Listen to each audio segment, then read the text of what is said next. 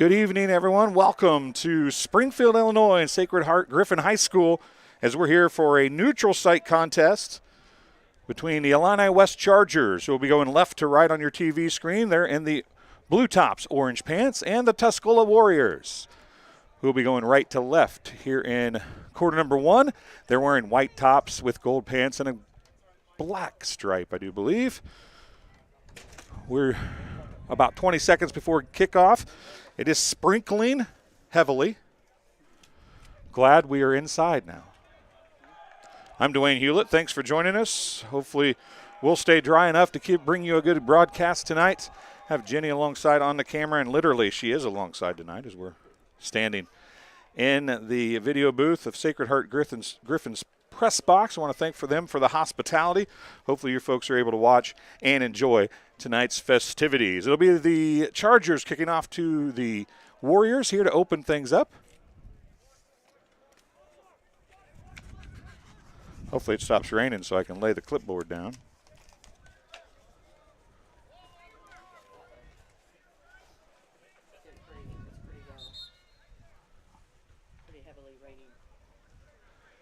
And the Chargers set to kick off.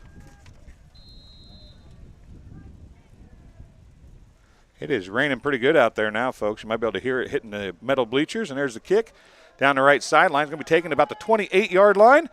And up back takes it. Moving a pile. Out past the 35 to about the 36-yard line. I'll wait to see what the number is there. Coming up off the bottom of the pile, it's going to be number 57 for the Tuscola Warriors. Number 57 is Caden Russo, outside linebacker, 6'6", 200 pounds, as we get ready to kick things off here.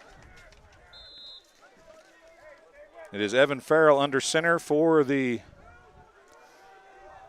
Tuscola Warriors. Two backs, one to each side of him now. Handoff's going to go to the back on the right. He's going to go left. Not much doing. There's some laundry on the field already.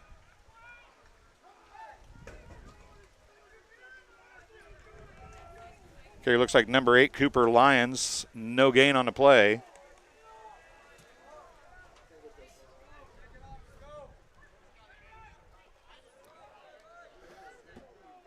Going to be a penalty on the Chargers. Personal foul, face masking penalty on Illini West. First offensive play of the game for Tuscola results in a first down by penalty. And it's the first time in Chargers territory at the 49-yard line. Shotgun formation, I formation to his left. Offsides, I believe, going to be the call. We'll wait another laundry marker on the field, a 5-yard carry. This time it's Dylan Graves.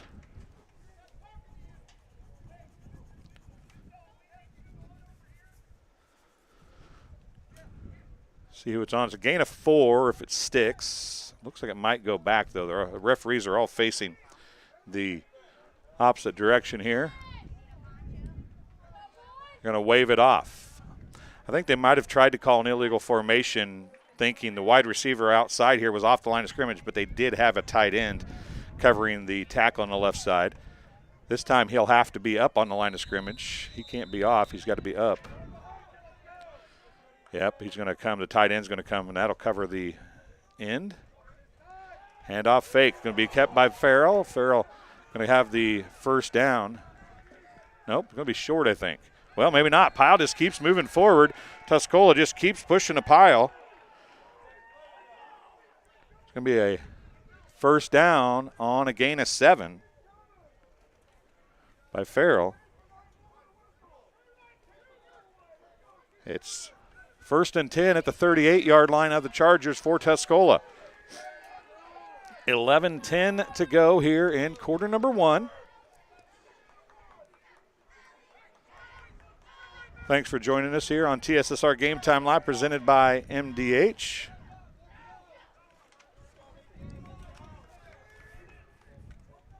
A little late getting that play in. They're going to have to hustle up. The count has started. Under 5 seconds. Handoff to the first back through.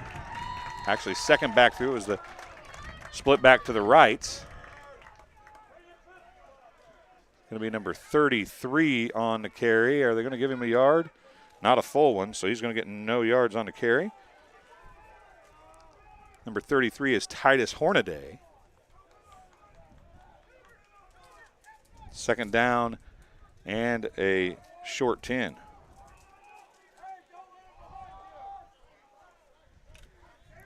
Two split backs beside Farrell. Handoff's going to go to Lyons. He's got some running room. He's across the 35, down to about the 34. He'll go for a gain of 4 to bring up third down and 6. Lions' first carry was wiped out thanks to the penalty. 4 ball carriers, or 4 plays, 4 different ball carriers, and a penalty so far for Tuscola. 9:48 to go here in quarter number 1. Third down and 6. The rain is really coming down, blowing kind of from behind us. And with that in mind, I'm going to shut the door back here.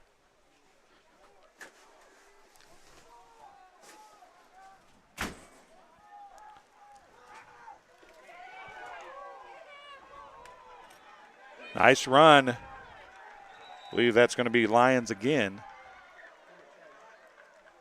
Oh, number 10, excuse me. That's Graves from the 34 down to the 20. It's a 14-yard gain. 18 yards on 2 carries. And suddenly everybody's going to be our friend as they try to get up against the crow's nest here too. If you get too close, you got to come help us. That's the rules. No gain on the play.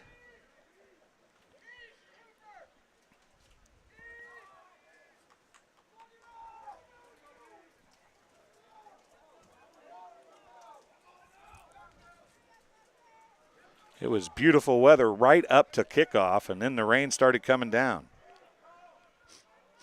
Farrell from the shotgun again. It's second down and 10. The ball's on the ground. Farrell picks it up. He's going to be tackled in the backfield.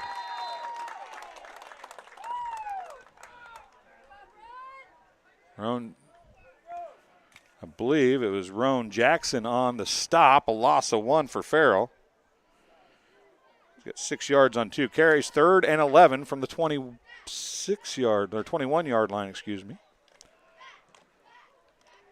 2 wideouts near side. Single setback beside Farrell is Graves, excuse me. Farrell's going to keep it himself and nowhere to run. There on the stop for the Chargers, number 25, Isaiah Knotts. And it's fourth down and 11, no gain again for Farrell. He's got 3 carries for 6 yards, excuse me. Fourth down territory, too long in this weather especially to try for a field goal.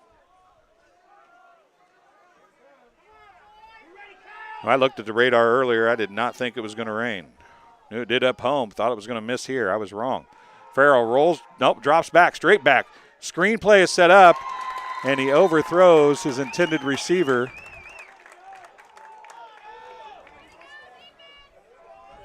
Can't tell who that was intended for.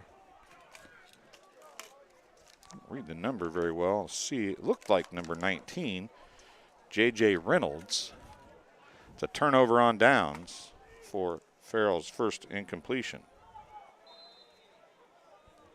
So the Chargers come to the offensive side of the football for the first time after getting a defensive stop, their own 22-yard line. There was lightning, I do believe. I could be wrong, though. Carlisle on the carry. Moving farther forward than I thought. A game of 6 for Carlisle. Can bring up second down and 4.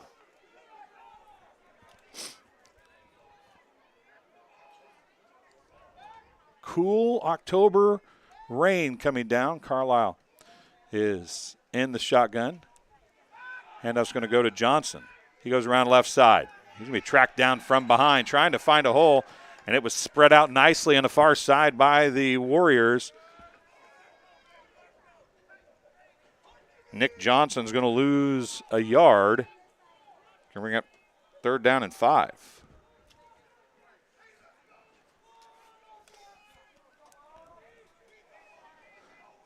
Third and 5 for the Chargers. As the rain continues to come down. Carlisle going to take the snap. 3 wides near or far, 2 near. Carlisle's rolling out. He's going to loft it downfield. He's got a receiver, and it's going to be a completion, but we may have an ineligible downfield. Pass completed to Niederman, number 12. Trey Niederman.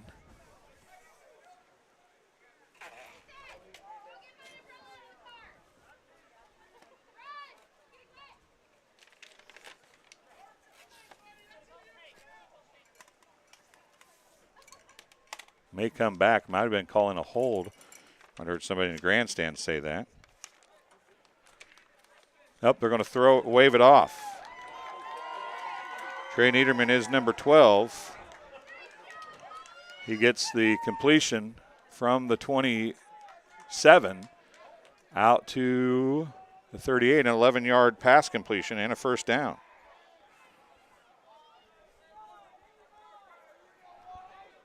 Two wide receivers far side. One near side with a tight end. Single set back beside Carlisle. He's going to hand it off. Short side it comes.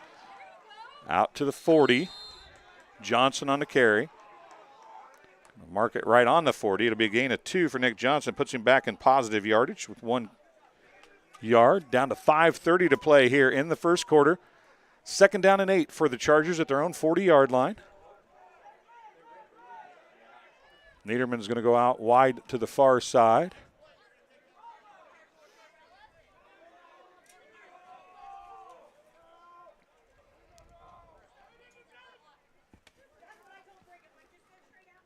Out on an island is Niederman. They're going to hand off. That's Jones on the carry. Or Isaiah Knotts, excuse me.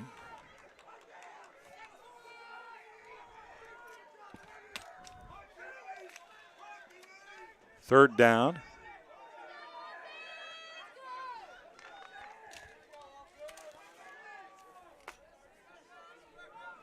Gain of another 2. So we're at 3rd down and 6.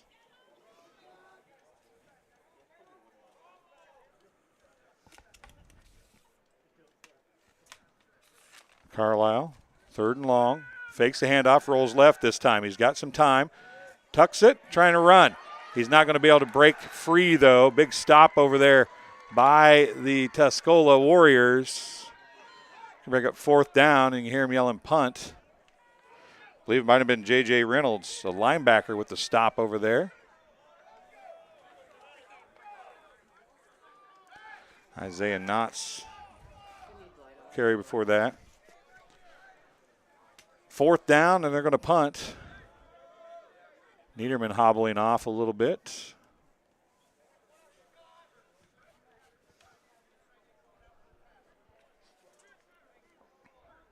So 4th and 4. Carlisle got a 2-yard gain, not enough. And they might have drawn him off sides. It'll be enough for a first down. It is an offsides penalty on Tuscola. Both penalties in this game have resulted in a first down for the opposing team. It's going to bring up 1st down and 10 at the 49 for the Chargers. Both teams a couple first downs in their first drive. Tuscola able to drive much deeper as of now on their first possession, however. We're at the 3:25 mark of quarter number 1. Both teams just 1 possession this far here in the first quarter. Carlisle alone in the backfield. 3 wide receivers near side. They're going to go downfield with it. Short. It's going to be Johnson with the catch, and he'll go for a first down. 10 or 11 or 12 yards on the throw and catch.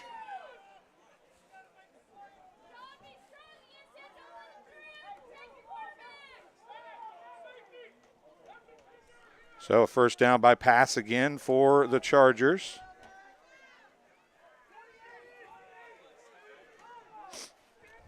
Be 2 wide receivers near, 2 wide receivers far. The outside wide receivers will be on the line of scrimmage.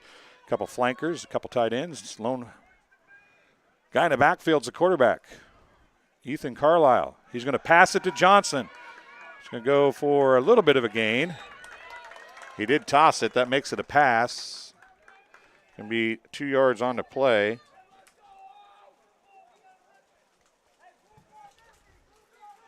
It's 2nd down and 8 from the 37-yard line of the Warriors. And now it is really raining.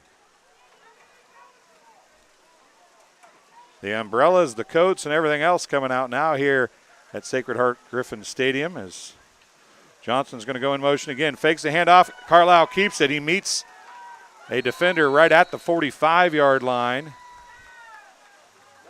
That was Reynolds again. And also there on the stop for the Warriors was number 52. That's Andrew Spillman. A gain of 2 for Carlisle again. It's 3rd down and 6.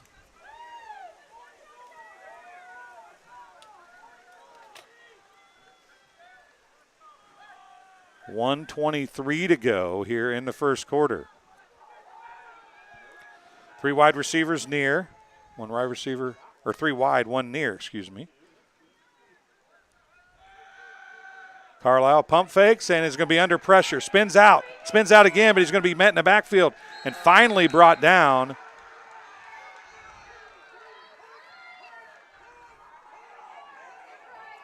On the stop, going to be number 55, Caden Chenoweth, and number 8, Cooper Lyons. A loss of 5. Going to bring it 4th down and 11 for Carlisle. And the Chargers. Looks like they're going to go for it. Nope, they're going to drop back and punt here.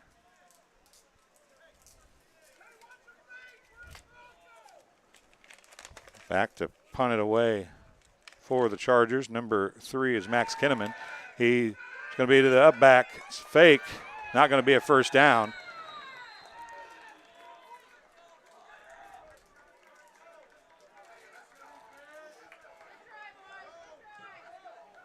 Johnson took the direct snap.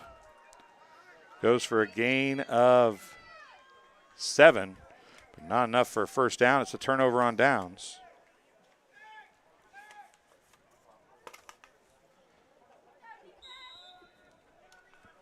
16.6 seconds remaining here in the first quarter. Now, Tuscola really spreading things out. They've got 3 wide receivers far side, 2 near. Farrell alone in the backfield, in the shotgun. He's going to keep it. Tries to spread out the off defense. He's got it done, and he's going to go across the 40. He goes from the 34 to the 42, an 8-yard gain, 2nd down and 2.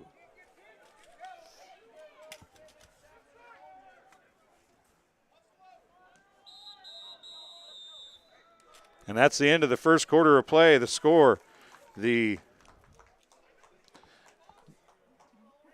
Illini West Chargers 0, the Warriors 0. The Warriors had 1 play of a second drive. We'll take a break. We'll be back with the second quarter right after this. You're watching TSSR Game Time Live, presented by MDH. I went through MDH when we were trying to get pregnant. We were struggling the first year, and then when we got pregnant, I stayed at MDH and through labor and now for pediatrics.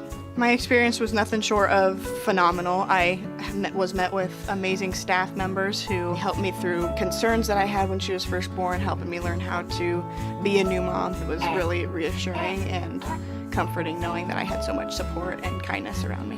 My entire pregnancy at MDH was amazing. Welcome back here as we get ready for the second quarter.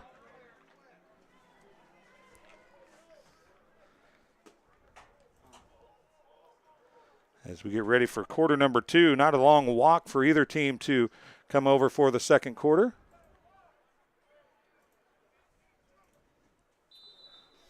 So we're ready to go. No score. Both teams had one possession, essentially. Tuscola did run one play of their second drive in the second quarter, but it was a ball control, no scoring first quarter. Deep downfield, well overthrown. Niederman was closer than anybody. Pass incomplete. Farrell 0 for 2 in the passing department now. Clock will stop with 11:53 to go in the first half.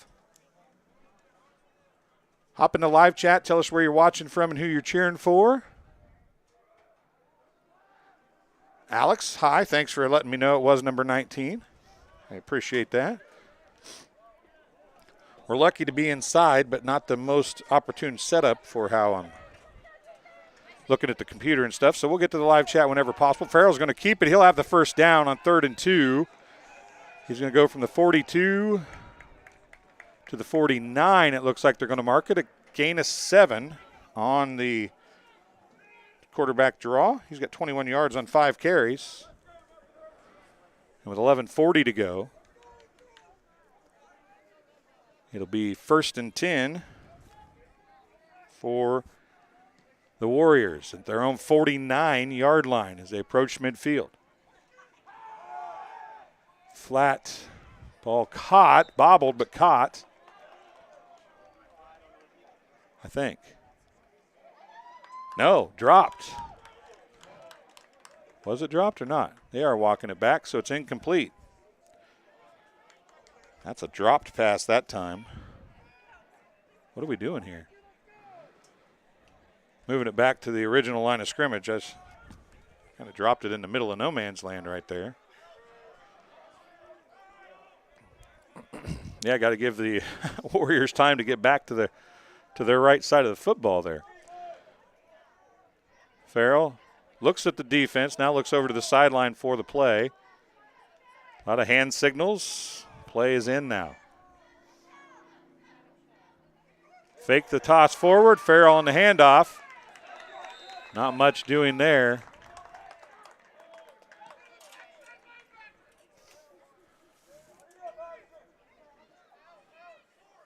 Maybe 55. Sean Watkins on the stop. A gain of 3. Brings up 2nd down and 7.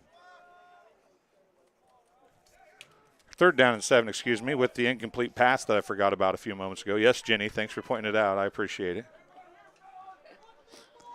3rd down and 7 for Tuscola. Rolling left now.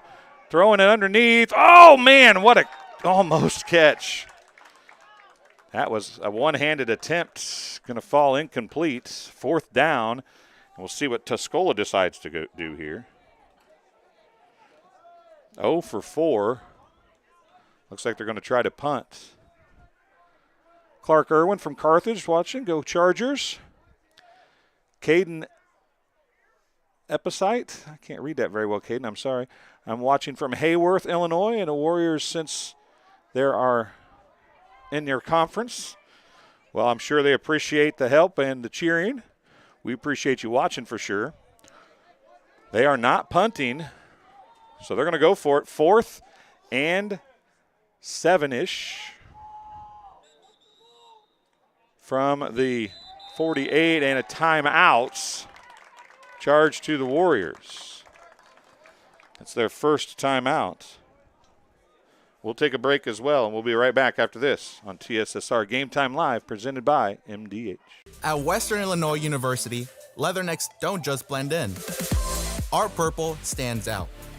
Our students are innovative, creative, and resilient. At WIU, there's limitless potential, with campuses in Macomb, the Quad Cities, and online.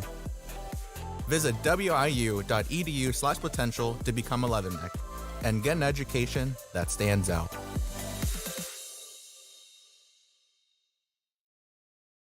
And welcome back here to Sacred Heart Griffin High School in Springfield, Illinois. It's the Illini West Chargers and the Tuscola Warriors.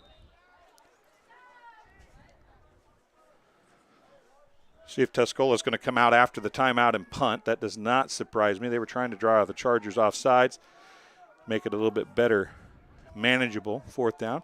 Want to say hi to NUIC football. Kyle Campmeyer watching. Great to hear, Dwayne. Well, it's great to have you watching. And we're happy to be broadcasting the game. Tuscola's punt. Oh, a nice one. Very nice punt. Down to the 11-yard line.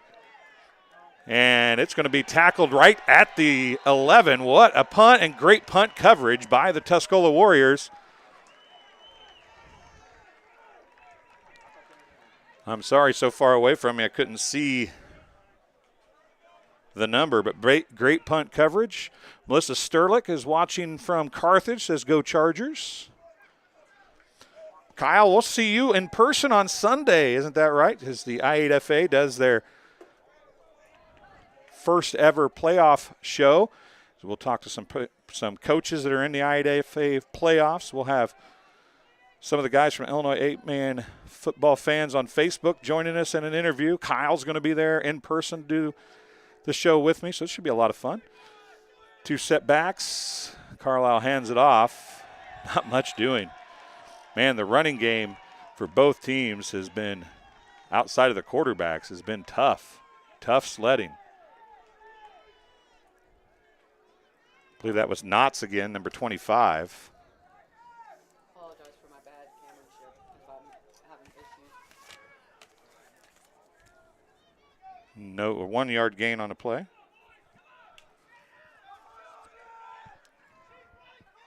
Carlisle in the shotgun. Hand off to Johnson right side. He's got a little bit of running room. Bring up 3rd and at least manageable. See where they mark it. I'll give him 5 and call it 3rd and 4.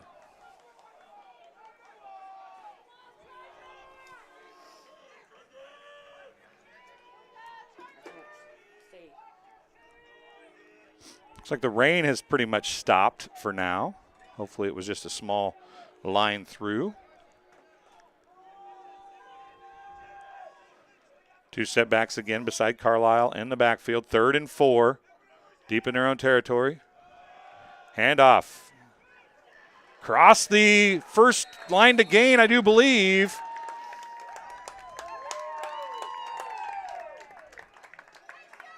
They're going to gain 6. Knott's a gain of 6 and a first down. First rushing first down of the game. 1st and 10 from the 24-yard line now for the Chargers. Thank you for watching here tonight. We appreciate it very much, everybody. We'll get back to that live chat maybe at halftime. And a handoff this time to Knotts again. Around left side, and he's going to be dragged down from behind. A great play on the defensive side of the ball by number 10. That's Dylan Graves.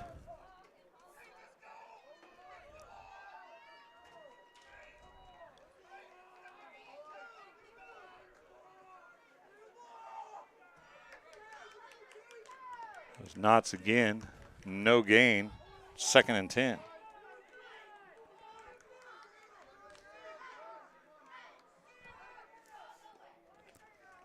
Two wide receivers far side. Single setback to the right of Carlisle in the backfield. Running room this time. Inside handoff, and he might go. 50. Oh, he's getting tracked down from behind. Touchdown. Johnson, I do believe.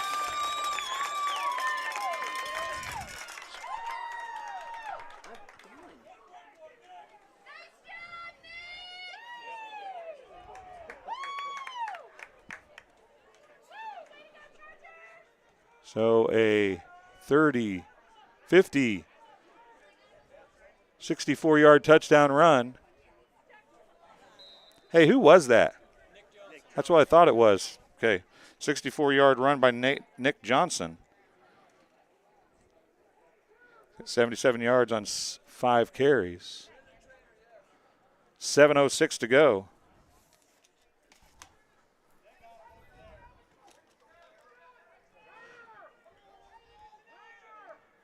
Two-point conversion attempt coming here. Carlisle looks to throw, rolls right. He's got a guy in the flat. It's going to be knocked down, incomplete, pass fails.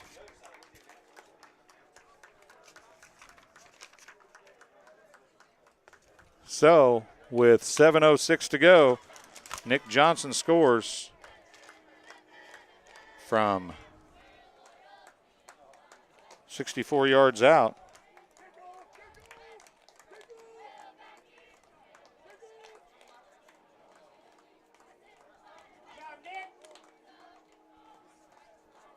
"64-yard run, pass failed, and it's 6-0. Illini West.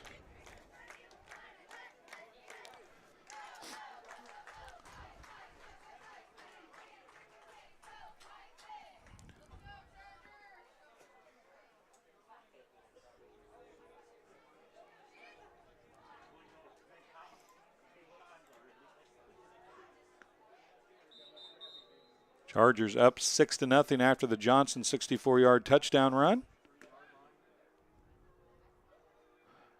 Wes McEwen watching from Carthage. I want to say hi to Skate 3 Vexy, watching from Bonneville. Rooting for the Warriors, number 55 is his brother, Go Chenoweth, I believe. Izzy Lizzie, Go Tuscola. Brian Lafferty in the house. He's got a big one tomorrow night, trying to make his Rushville Rockets go 8-1. If I can find a cameraman, we might try to do that game tomorrow night, but I got to find a cameraman.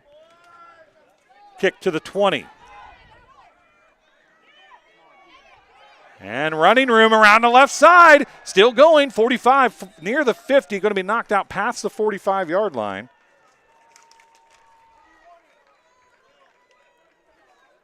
See where they mark it here.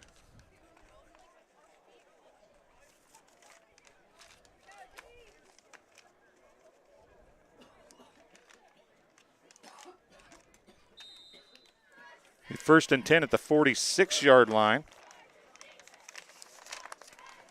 Running that back was number 15, James Parker, wide receiver. Tuscola has the ball for the third time with 6:57 remaining in the second quarter. Student body right. Farrell's going to keep it. Gets it outside. He's got running room. To finally be brought down. He's going to go from his own 46 down inside the 30 to the 25, a 29-yard run for Farrell.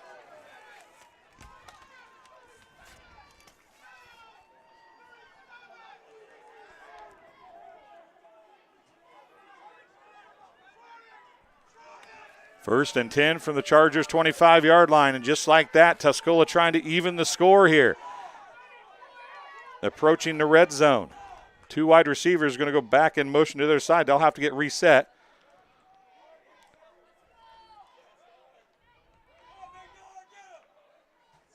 And that's going to be a handoff. I think that was,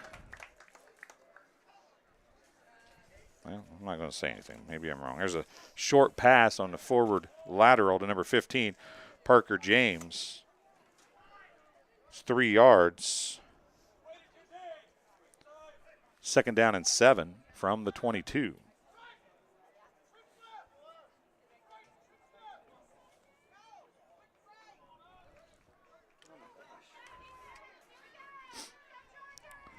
Three wide receivers far side, you might have heard. That's the left for the Tuscola Warriors, right for the Illini West Chargers. And here we go. Single in motion. Dropping back. He's got a wide open man across the middle of the field. Incomplete. He was open momentarily, but coming over to knock that away for Illini West.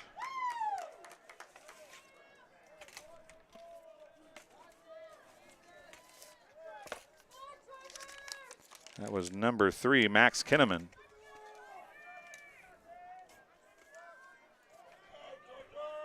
Another incomplete pass. He is 1 for 6 throwing the football, and the one completion was just a little shovel pass across the middle on the snap. We will work on the camera a little bit here, folks, at halftime. So my large self isn't in camera. And a snap is bobbled and dropped. A loss of 5 on the play.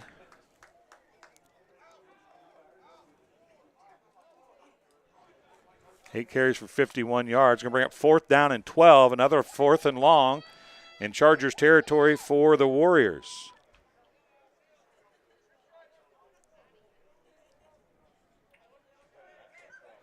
That might almost be 4th and 13. But we'll call it 4th and 12. A loss of 5. And a long time getting this play off. Nobody's running the play clock. So the official got his hand up at 10 seconds. In motion. Dropping back. Looking to throw. Now Farrell's going to drop it. He's going to be dropped in the backfield. Turnover on downs. On the stop for the Chargers. Number 5, Roan Jackson.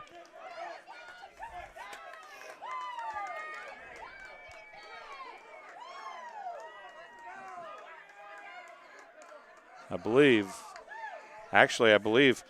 not Roan Jackson. It wasn't number 5. It was number 6 for the Chargers. That's Brady Blanton. Brady Blanton on a stop. Turnover on downs, a loss of 3. They get a loss of 4 for Verrill.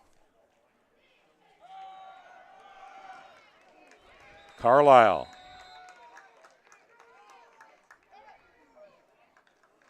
On a short carry, we'll give him a gain of 1. Whole host of white jerseys there on the stop.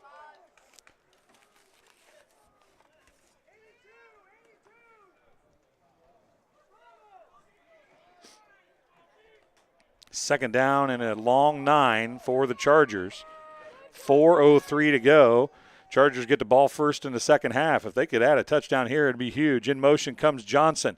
He's going to do the wheel route. Throw across the middle, off his hands and incomplete. Intended for, I believe it is number 4 on the intended receiver. That was Evan Sanderson. It was high. You got a hand on it, couldn't reel it in. It's going to bring up 3rd down and 9 from the 32-yard line. Clock is stopped with 3:52 remaining.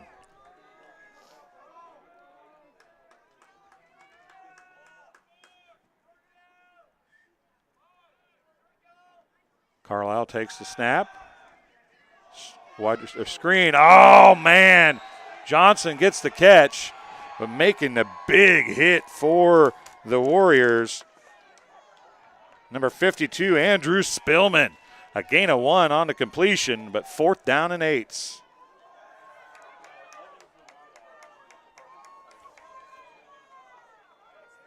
Screen pass looked like it was there, and if it wasn't for Spillman, it would have been. One player broke that play up, and it was all number 52, Andrew Spillman, the 6'1", the 195-pound senior. But a big hit on Johnson, and this Kinnaman in to kick it off again for the Chargers. It's going to come left. Going to get a good bounce, and it rolls out about the 36-yard line. Whoa, man, that's really generous. 1st and 10 at the 33. Their own 33 with 2:56 remaining here in the first half.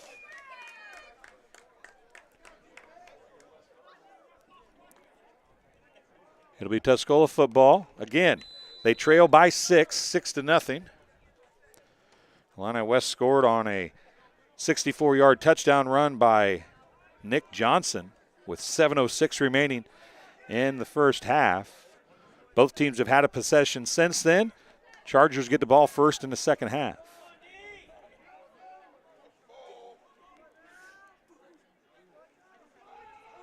And this is going to be Graves on the quarterback direct snap keeper. He rounds the corner and gets knocked out of bounds. It looked like he was going to get spread out, but he just kept going and finally found a place to turn upfield. Good run for Graves, a gain of 9 on the direct snap, and he's got 13 on 2 carries. Graves is, Farrell's coming back in now. A little wildcat there that time. 3 wide receivers near side. Now they're bringing a tight end to this side as well. 1 setback.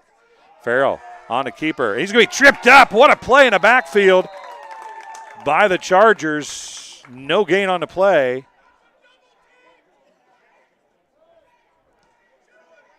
Might have been Roan Jackson. No gain for Farrell. What a play. Brings up 3rd down and 1. 2:24 to go at the 47-yard line. Their own 42-yard line, excuse me. They got to get to the 43. 3rd down and 1. Clock is running down to 2:06 now. This is where you're not in a hurry until you get the first down, I would suspect. Farrell keeps it. He's going to get the first down and quite a bit more. He's across the 50. He's going to go for a gain of 9 and a first down for Tuscola.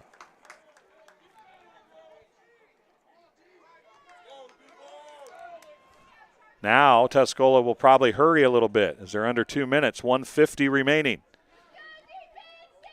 They have 2 timeouts left. 3 wides near, far, 2 near. Farrell drops, quarterback draw.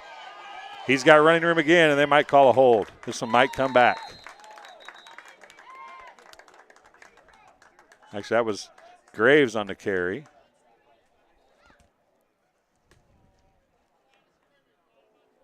And they are going to call a hold. 10-yard penalty. Only the 2nd penalty on the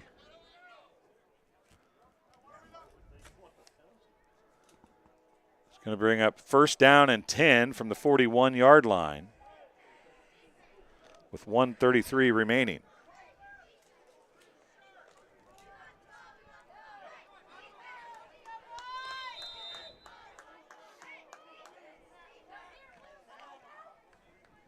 Clock running again, 1:26 left. Farrell looks to the flats, completes the pass. A hit and then brought back on the completion. Looks like we're 19? 18. Gain of 6.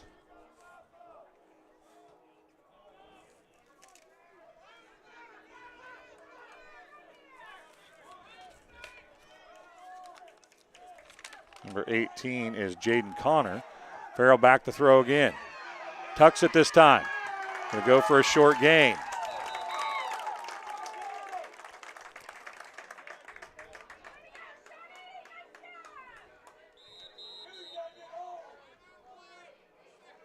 It's a timeout charge to Tuscola with 41.7 seconds left. Farrell going to go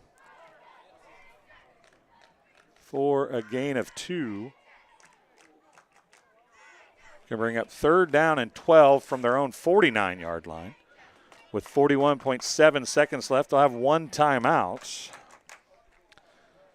Kind of surprising that they took the timeout there. Facing a 3rd and long. Illini West has all their timeouts if they choose to use them. If Tuscola doesn't get this play, get this first down, I would suspect they're in punting territory. That's why it's kind of surprising they didn't let some clock run off and force Illini West to take a timeout if they wanted to try to get the ball back.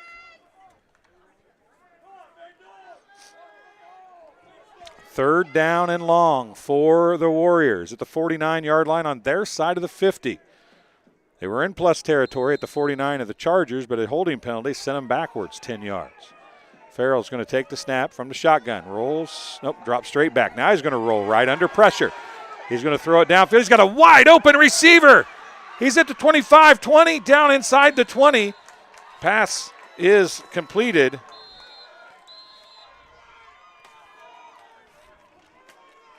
And it'd be completed to number 83. That is Zach Reynolds.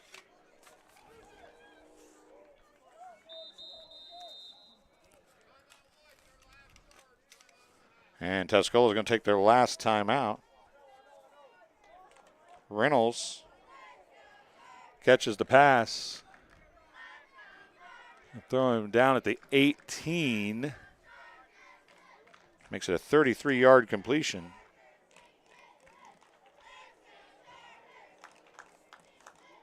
He's got 3 completions for 42 yards. Passing first down. And it's 1st and 10 at the 18 with 32 seconds remaining. As what looked grim, broken coverage, left Reynolds wide open in the near side sideline. And it is 1st and 10. No timeouts, though. They have 32 seconds left. You expect to be throwing here, I would imagine. The defense looks like they're set for that as well. 3 down linemen. They have 5 linebackers and 3 defensive backs. Scratch that. They got 4 defensive backs and 4 linebackers and 3 down linemen. Farrell looking to the flat. It's intercepted, and it might go the other direction. Down the far sideline. 35-40. Farrell's the only man there. Going to knock him out of bounds. An interception on 1st and 10. Trying to see the number. It is, again, Blanton, number 6. Brady Blanton. He got the huge tackle before he gets the interception here. He intercepted about the 10-yard line, takes it all the way back into Warriors territory at the 48-yard line. 1st and 10 Chargers with 21.8 seconds to go. Blanton is having a game defensively for the Chargers. 21.8 seconds left.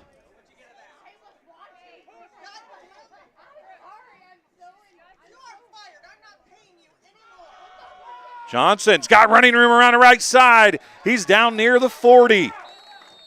Timeout charged to the Chargers. A 7-yard gain for Johnson. It's 2nd down and 3 from the 41 with 14 seconds remaining.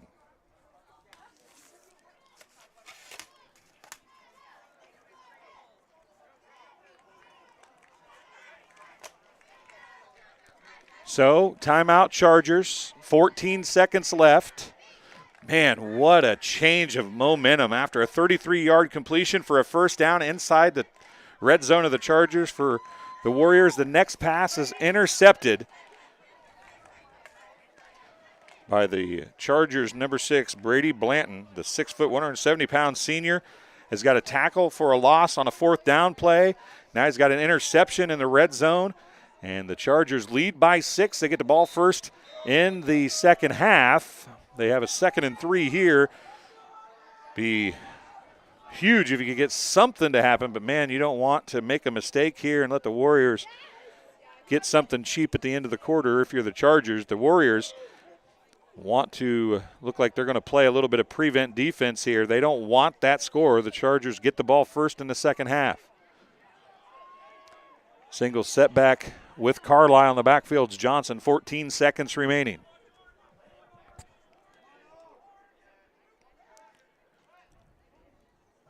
Fake the handoff. Carlisle rolls right. He's going to be brought down. A big loss on the play. Be a loss of 13. And that'll be the end of the first half.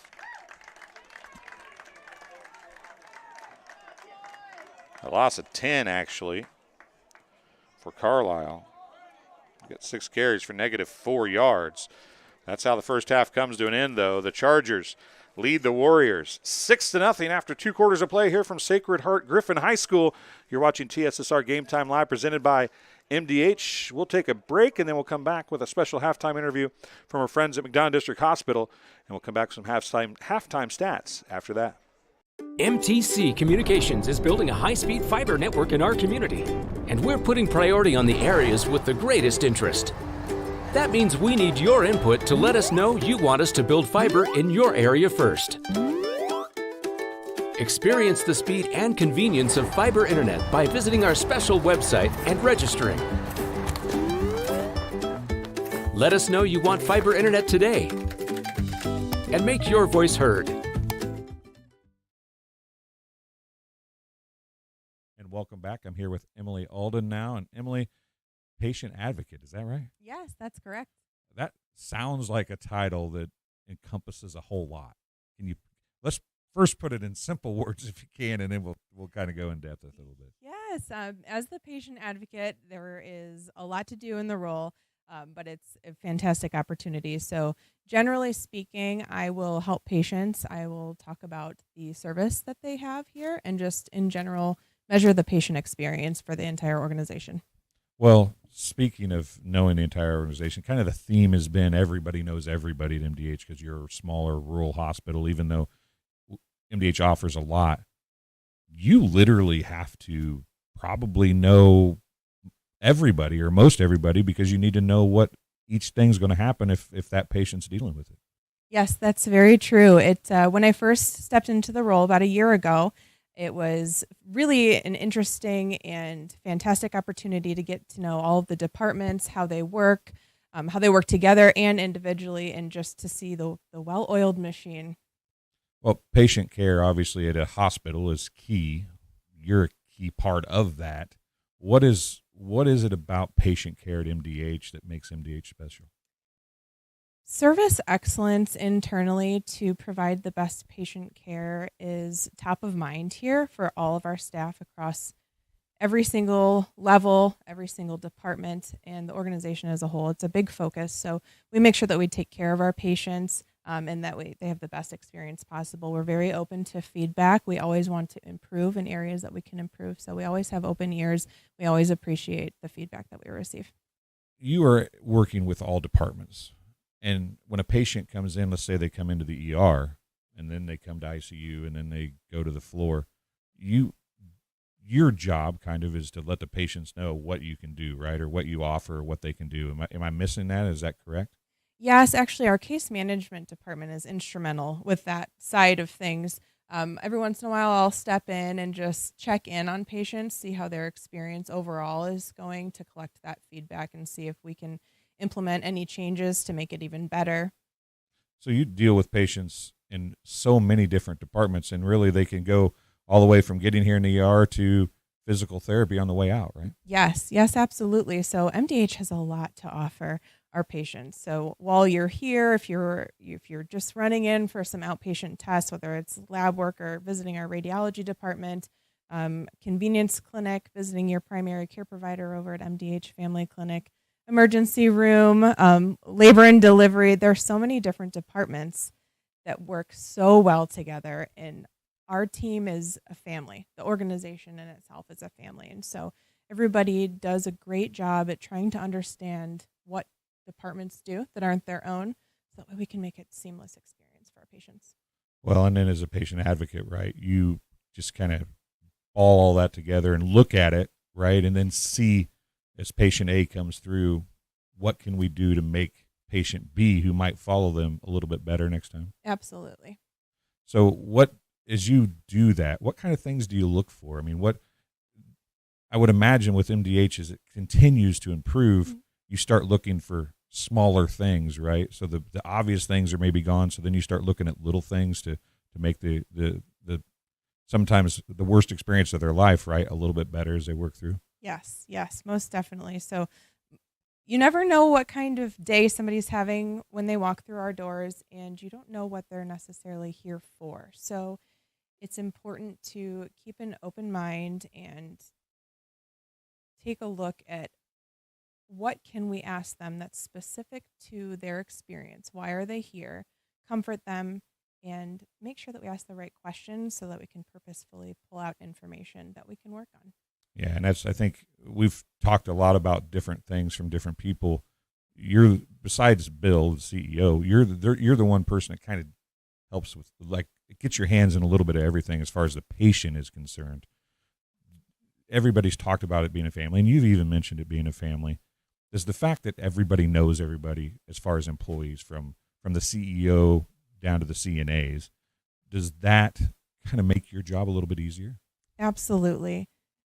When you're a family, you care about each other, and we are all here for one purpose, and that is to provide the best experience for our patients that we possibly can. So when you are a tight-knit family, it's just great to be, we're a community, a family, a community, and we are here to serve our patients. And when everybody has that one purpose, it's a great feeling.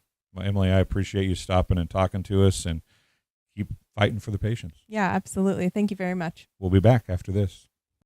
At Western Illinois University, leathernecks don't just blend in. Our purple stands out. Our students are innovative, creative, and resilient. At WIU, there is limitless potential, with campuses in Macomb, the Quad Cities, and online.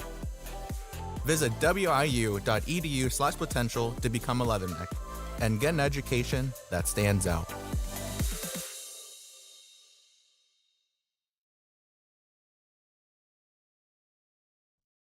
All right, well, we're here with Bill Murdoch, and this is the second year in a row, Bill, that I've talked to you. Yes, unfortunately. Yeah, probably unfortunately for you.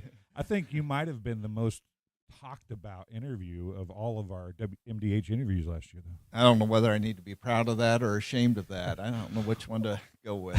Maybe both. I don't know. Probably. The thing that I find comical is I gave you a hard time last year, as I said, because, man, you're way up the ladder. You know, you're a high-end employee for me to be talking to, and you're even higher up the road now than you were last year. Yeah. Yes. Last year when we spoke, I was the CFO, the Chief Financial Officer, and since then I've been in the CEO role, Chief Executive Officer here at the hospital for about 8 months now.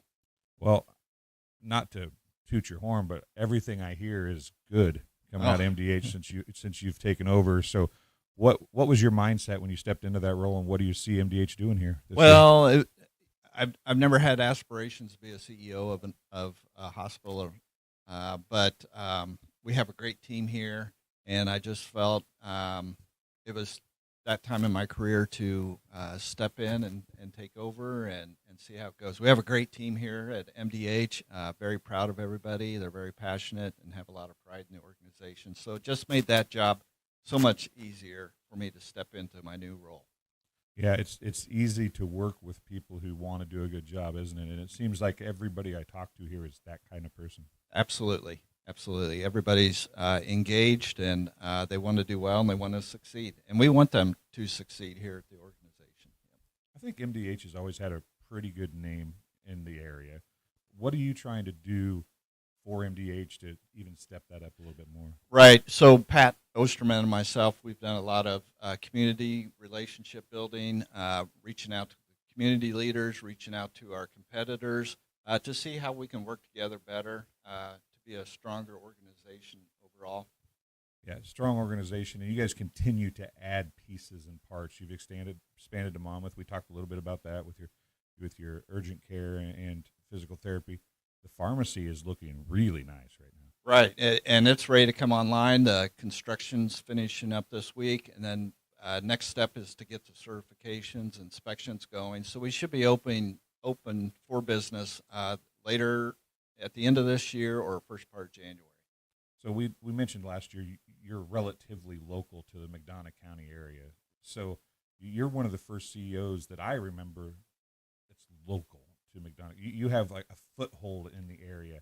Does that make this job, not that being CEO of any company doesn't have meaning, but does it mean a little more for you because you are from here? It does, and it helps. I think it builds trust because they know I'm local. I'll have that connection with the community. Yes, my mother owns farmland south of town. My father-in-law owns farmland here. My wife's a bomber. She's a leatherneck. I'm a leatherneck. We got kids that are leathernecks too. So I feel like we have a lot of fabric in the community to take this organization to the next level. Well, we're going to keep the interview shorter, but I cannot get done with this interview without asking if you got any deer last year. I did. Actually, yes, I did. And as we talked last year too, I participate Hunters for the Hungry, where we donate our harvest, and I did that last year. So yes, I was successful. So you spend a lot of time at MDH and helping people, and then you're helping people when you're at home too. Try to. That's a little different. You're by yourself, and sometimes that's good to decompress and do all that. But yeah, no, it works out well. So what's been the biggest surprise? You never had any ideas of wanting to be CEO. What's been the biggest surprise so far since you've taken a job? Oh, I think just the loyalty our staff has for the organization. They want it to do well, and I think with that support has made this job so much better for me. Well, Bill, I appreciate you talking to me. It's always fun getting to talk to you, so hopefully we'll do it again next year, and we'll have new big things to talk about from MDH. Let's plan on it, and thank you for your time and having me on again this year after last year. Hey, not a problem. Like I said, you were the biggest fan, I think, supported video of all of them. So we'll see if you can continue that. Maybe I should give an award. You think? I think we should come up with an award. Okay, you work on that, okay, and then we'll talk about it. Okay, I'll do that. We'll be back with the second half in just a few minutes. When my parents told me they'd be using Adams Experts, I felt a bit replaced. I mean, they always called me to remove their viruses or get their printer connected to Wi-Fi. He even set up their new Roku. How do I adopt a new son? But then he taught me a few things. And now, we're like tech brothers. Adams Experts. Repair, maintenance, and setup for all your home technology needs. Welcome back to forgot where I was at. Welcome back to Sacred Heart Griffin High School in Springfield, Illinois, as the Chargers lead the Warriors 6-0 here at the half. Before I talk about some stats, I want to take a minute to welcome everybody to timeout. One of the great things about what we do is the fact that we can have the live chat. One of the worst things about what we can do is the people who can't control themselves in the live chat, which occasionally happens. And tonight is one of those times. So instead of getting to go to the restroom, I spent the last 20 minutes, well, it seemed like 20 minutes. It was actually 12 minutes and 30 seconds putting people in timeout in the live chat. So if you would be so kind, we would greatly appreciate it if you stick to football in the live chat. The ignorance and pettiness should stop. There's a lot of people here watching football, and that's what they want to watch. They may want to talk about football in the live chat, and that's what we want them to talk about. We want the kids to be able to go and watch and look back at the live chat and say, hey, my aunt was watching, or my mom was watching, or my dad was watching, or my grandparents were watching. Somebody was actually watching from Florida, or somebody was actually watching from North Carolina. We don't need the other unnecessary, unwanted, and, in all honesty, ridiculous comments that were left in the live chat at the halftime, before halftime. So those of you that were in timeouts, if you come back in the 30-minute timeout that you're put in and you start again, we'll just block you for talking in the future. I appreciate the help. I appreciate everybody watching, and I appreciate everybody in the live chat using the live chat for what it's meant to be. Do not appreciate people using the live chat for what it's not meant to be. Now, moving on to other things like football, which we're all here for. Ethan Carlisle, 6 carries, -4 yards in the first half. 7 carries for 84 yards, or 6 carries for 84 yards for Nick Johnson unofficially. 4 carries for Knotts for 9 yards.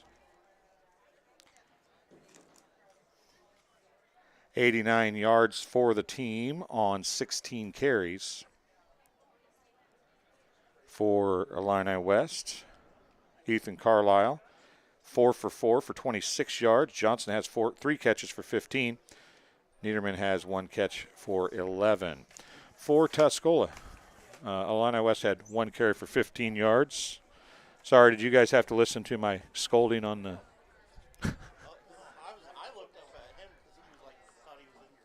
No, he's never in the way. Never in the way.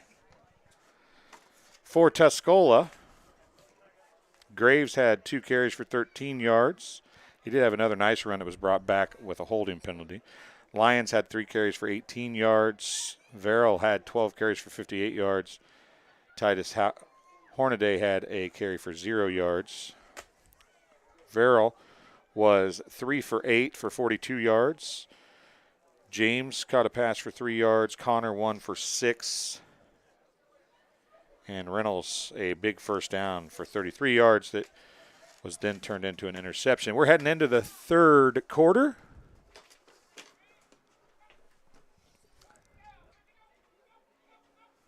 Walter Lampy, I appreciate that. That's what we're trying to do as well. Hopefully we can keep the live chat to a minimum. Danielle C., thanks for joining us. Let's go Tuscola. That's the kind of stuff we love to see and want to see in the live chat, so thank you very much. So the 3-minute warm-up period is nearly complete. I'll advance the clock to the third quarter. And halftime is almost over as we get ready to go here. And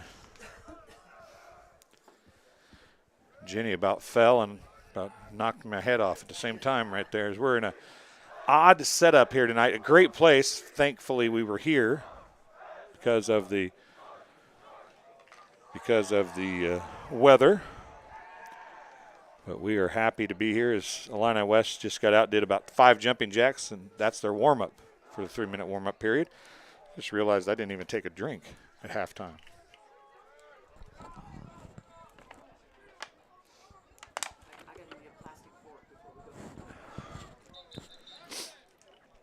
So we get ready to go here with the second half. It'll be Illini West receiving the second half kickoff. They lead 6-0. Todd Moon watching from Macomb. I'm sorry, I did see that in the fiasco of comments earlier, and I forgot to mention that. Thanks for joining us, Todd. Greatly appreciate it, watching from Macomb.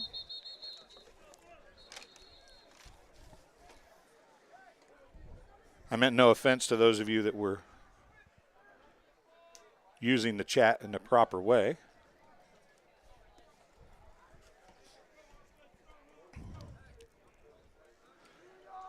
So, 2 deep backs, 2 up backs. So we get ready to go. Second half action. Relatively quick first half. I don't know how much time it took, but didn't take a whole lot of time. It's only 8:06. It was fast. Nancy Unruh, thank you for watching. I need to get Jim on a broadcast. That's what I need to do when he isn't coaching. Kathy Miner says, go Warriors. Thank you for the kind compliment. It is 8:06, and we're ready to kick off the second half. It might be 8:07 now. I looked a second ago. I'm sorry. Here we go. 12 minutes on the clock. Here comes the second half kickoff. Nice deep kick. Going to bounce at about the 10. Rolls to the 2. It's picked up there very late, but a good return. Stretched out. Oh, what a shot. Big time stick by number 44 for the Tuscola Warriors. I'm sorry, I'm not sure who that is. I won't look it up, though. Keller Beachy, the kicker, wide receiver, defensive back, 5'10", 155, and he laid a stick on the kick returner. 1st and 10 at the 20 for the Chargers.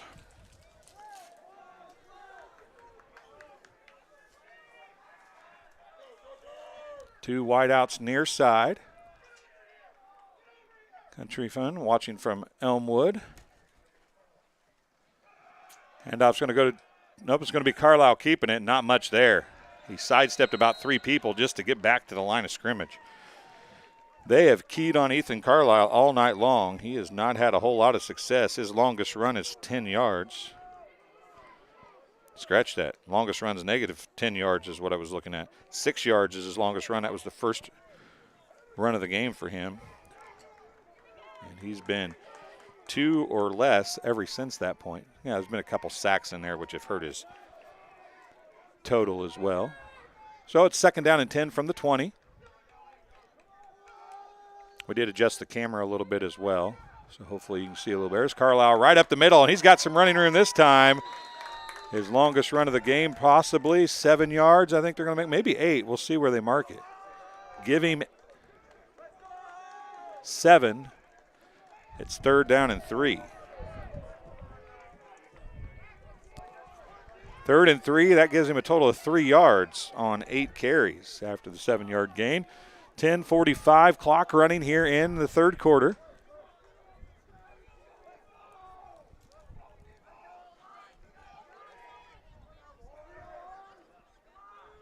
Tight end and a flanker far side. X-back in motion. Carlisle keeping himself. He'll have the first down. Spins through 1 tackle. He'll go from the 27 out to, I believe, the 34. It'll be a gain of 7 again. 2 7-yard carries in a row. And Carlisle gives the Chargers a first down. Clock is winding after the first down. Raymond Moorfeld, thanks for joining us.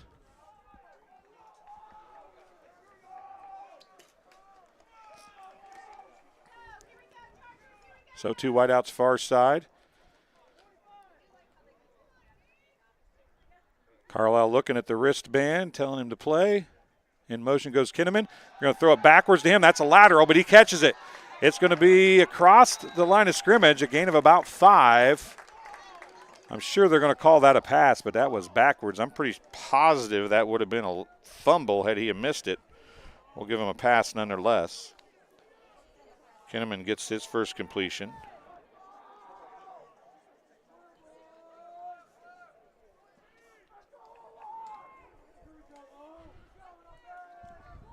Second down, it's a short 5, but we'll give him 5.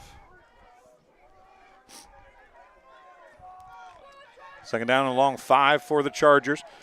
Up by 6. First possession of the second half. Johnson on the handoff. Breaks a tackle, breaks another tackle. He's going to be up near the first down. A couple yards short, it would appear.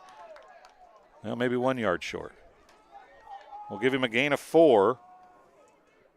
It's 3rd down and 1 from the 43-yard line.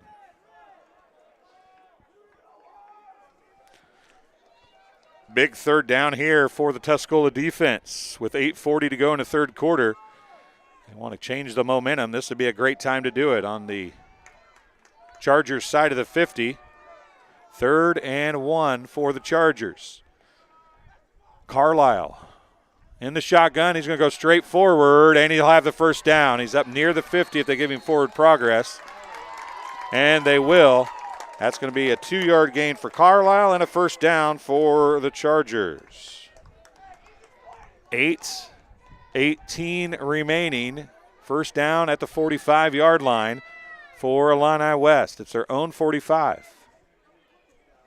The nose of the football just barely touching the 45-yard line, it looks like.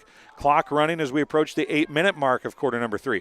If you remember, the first quarter, both teams had 1 possession, and Tuscola had 1 play of their second possession in the not much there that time.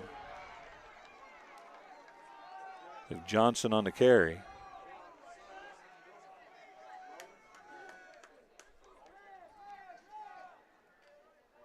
Was Johnson. Gain of 1. They'll give him 1. 89 yards on 8 carries. Second down and 9 from the 46-yard line now. They're taking the better part of a minute on every play here.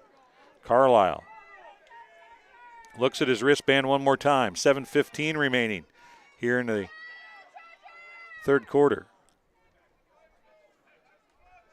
In motion. Kinnaman again. Carlisle rolls right, stops, and he's going to be brought down in the backfield. Big time play in the backfield. Guess who? For Tuscola, it's number 55. That is Caden Chenoweth. And that is a 8-yard loss. It's 3rd down and 17. 3rd and 17, 6:30 remaining in the first half of the second half. 3rd quarter action. 6:20. Clock still running. Down under 10 seconds to go. Johnson Going to try and break it upfield. He does gain a couple yards, but not a whole lot. Maybe a gain of 3. They will give him 3. He'll be over 90 yards now on 9 carries. It's at 92 yards on 9 carries. 6 minutes to go here in the third quarter. They held it half the quarter and moved the ball 21 total yards at the end of the drive. Took a lot of time off the clock, didn't go very far, but they did eat some time off. Kinnaman's going to be back to punt again. Single deep back for the Tuscola Warriors. Can't see his number. Charge up the middle. Kinnaman's going to get it off. He's going to go right. No chance. Well, they're going to get it on the bounce, and he got it at the 35. Crossed the 50. A great return over on the far side of the field.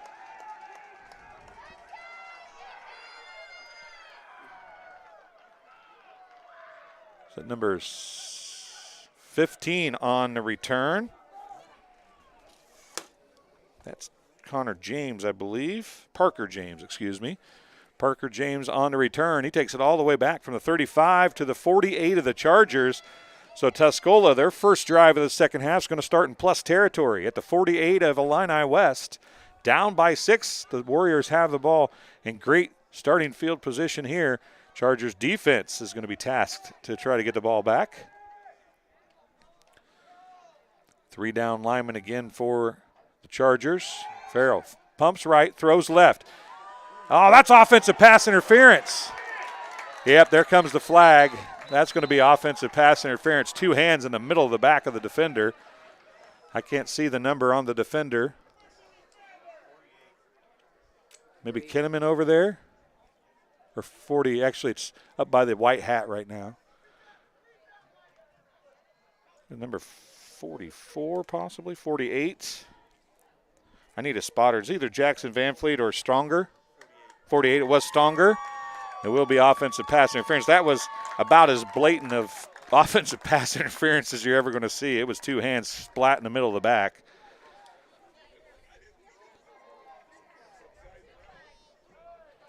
It's only his 3rd penalty.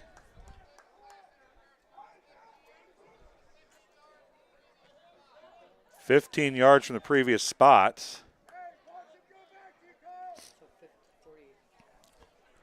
So should be to the 37, if my math is correct. So it's first down and 25. Another 15-yard penalty. Well, if you're Warriors fans, at least you can be happy that they can't really escalate from there. The first one was 5, the second one was 10, the third one was 15 yards. Graves on a quarterback keeper. Roan Jackson coming up and putting a lick on him. It's going to be a gain of 4 for Graves.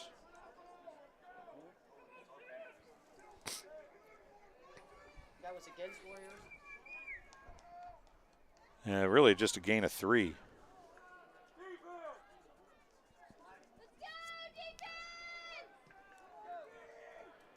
$16 yards on 3 carries for Dylan Graves now. From the 40. Pass into the flat. He's got a receiver open on the far side. I believe that's Parker James again. 15 was Parker James. Gain of 5 on the completion.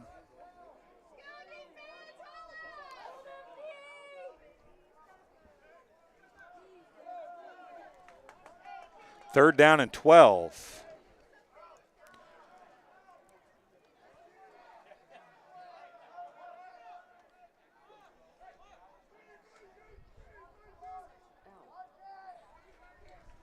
That was 10 yards on that completion, excuse me. Dropping back, the screen pass. Oh, what a job of reading the screen pass by Roan Jackson, I do believe.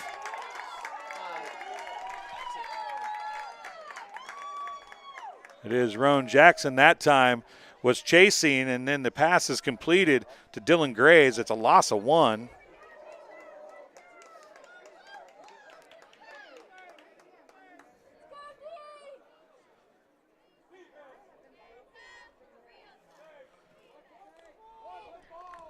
4th and 13, punting situation for Tuscola. 3:18 clock running here in the third quarter. That was down. Good job to keep his knees off the ground when he picked it up. Nice punt down to the 14-yard line. Some running room around the right side, out past the 25 to the 26 or 27-yard line on the return. 48. Kinnaman, I believe. 46. Maybe Nick Johnson, number 8 on the return. 3:02 to go. Time of possession here in the third quarter, drastically in the favor of the Chargers. Ethan Carlisle walks back to his position at the quarterback spot as we get ready to go here.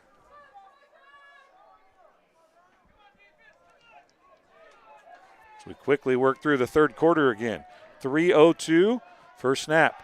Johnson on the, and they're going to call a hold. This is going to come back. Doesn't matter where it ends up. Johnson on the completion. Turn to the white hat. To the white hat over there. Whenever there's a penalty, see the white hat guy. Holding on the Chargers. It's a 10-yard penalty. Just their second penalty. But both of them have come at inopportune times. It's going to be first down and 20 from the 18-yard line for the Chargers. 2:50 to go here in the third quarter.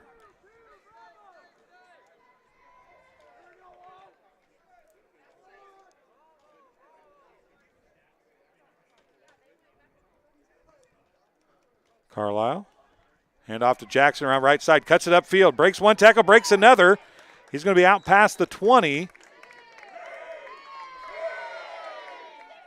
And a lot of unhappiness going on behind the play. It's going to be a gain of 4 by Johnson.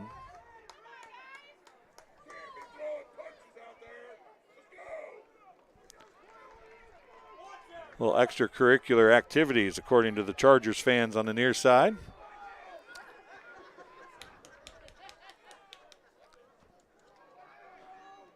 I saw a little commotion, but I didn't see what happened. So I can't say that they're wrong. But I can't say that they're right either. Carlisle going to take the snap again. Second down and 16. Option, fakes the pitch, keeps it, and he's going to get bottled up. I don't know if he'll even get back to the line of scrimmage. On the stop, once again, number 55, Caden Chenoweth. He's been a big game. It's a no gain for Carlisle. 12 carries for 4 yards. 1:20 to go, third and 16.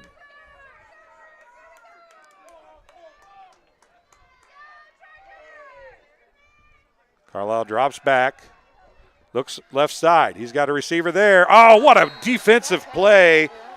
Knocked out of the hands of the intended receiver by number 15.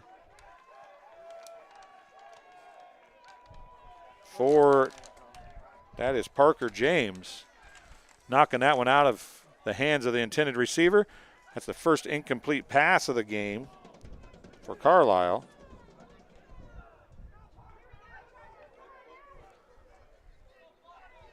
It'll be a punting situation for Kinnaman again. Clock stopped at 1:06 remaining here in the third quarter. High snap. Kinnaman went to get it. Almost blocked. It might have been partially blocked. It's going to be picked up right at the 50 again by Parker James. He spins around one tackle. Going to go back the other direction. From behind, he's going to be hit, but not until he gains 12 on a return. Parker James doing some great returns here for Tuscola. And it's going to be first and 10. They were at the 48 the last time. They're at the 38 this time. It's first and 10 for the Tuscola Warriors. Yeah, Brandon Thomas, sometimes you have to help. I've got young people or new people helping, so sometimes you're going to hear that stuff. I apologize, but that's just how it's going to have to happen. Trying to do the best we can so you folks at home can see everything for the people that don't get to listen. Here's the keeper by Graves, excuse me. He's going to go a gain of about 5. It's going to bring up 2nd down and 5 for Tuscola.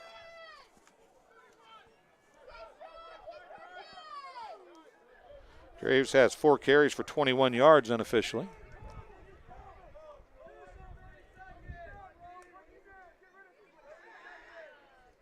Three wideouts far side.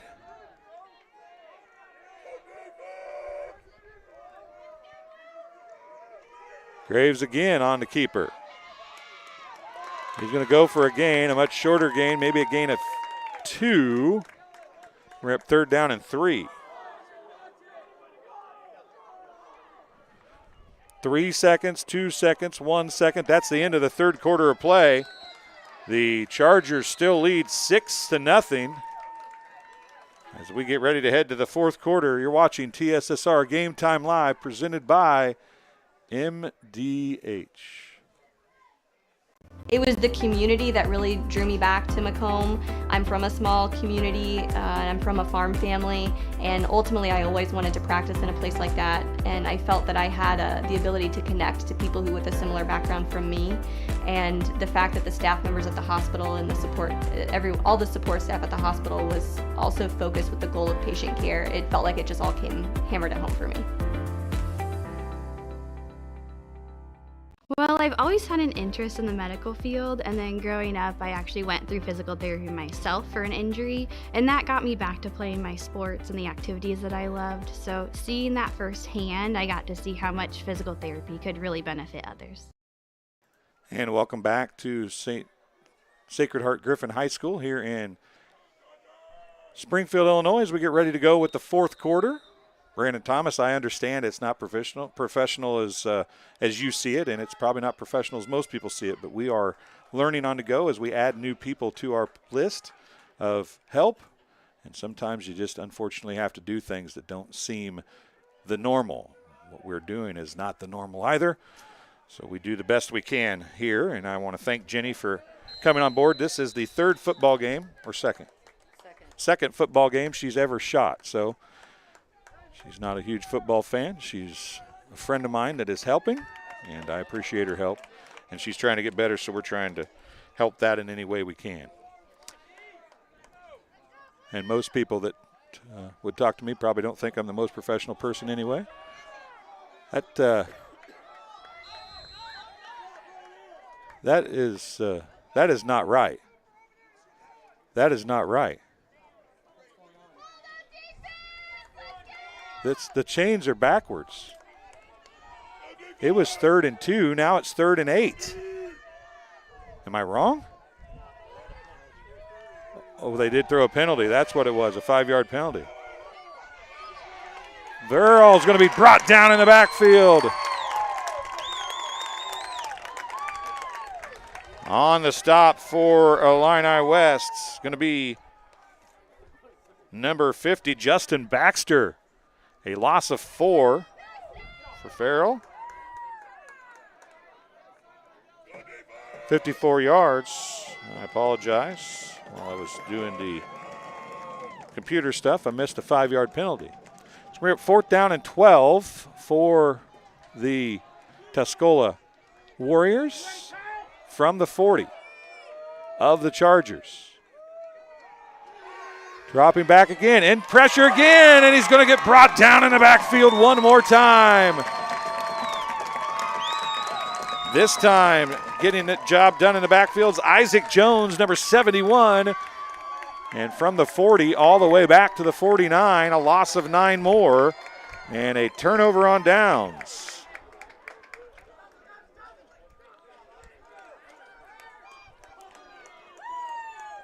"49-yard line. 1st and 10 Chargers as we're underway here in the 4th quarter. I don't know if I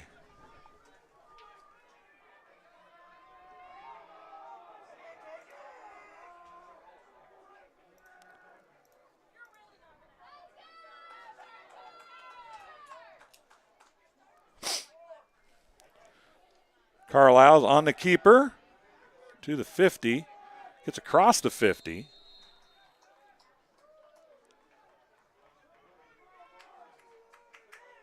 Yeah, Brandon apparently wants to work for us, and that's the best way to do it. I didn't have a job at the time for him when he messaged me. Somebody else told him he could work for me, and I would love to have him help me.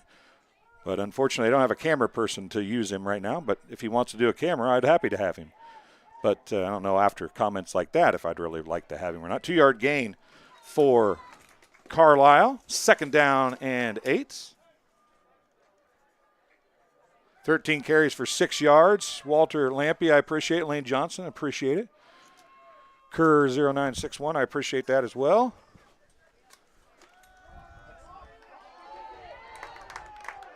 Pushed back. I don't know if they're going to give any forward progress here or not. We'll see where they mark it. Johnson on the carry, I believe, was gain of 4. 100 yards on 11 carries for Nick Johnson. 3rd down and 4 for the Chargers.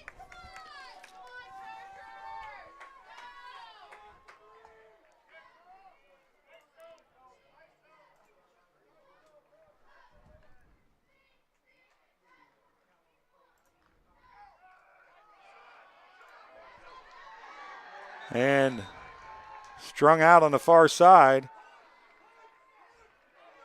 Johnson.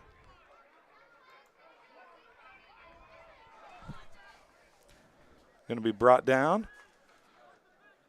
No gain. We got 4th and 4 from the 45, and punt team comes on for the Chargers. They faked the punt from here, about here earlier in the game, if my memory serves me correctly. On 4th and a whole lot longer, but probably trying to flip the field here a little bit. The Warriors have spent most of this second half in the ball's going to bounce inside the 30, take a nice roll down inside the 25 to the 24-yard line, still rolling. See where they mark it. 1st and 10 Warriors at the 24-yard line with 8:37 to go, trailing the Chargers by 6. The winner of this game guaranteed a playoff spot at 6-3. The loser of this game is going to have to wait and see if they get in at 5-4. They're eligible. Will they get in? That is the question. 1st and 10 at the 24 for Tuscola in what has been a very good football game.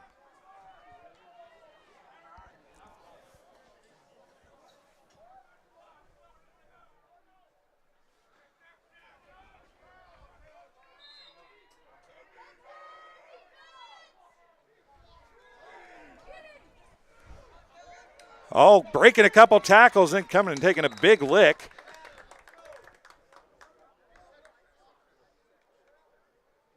That's Graves on the carry again. It is a gain of, call it a gain of 2, a long 2, but just a gain of 2. It's 2nd down and a short 8.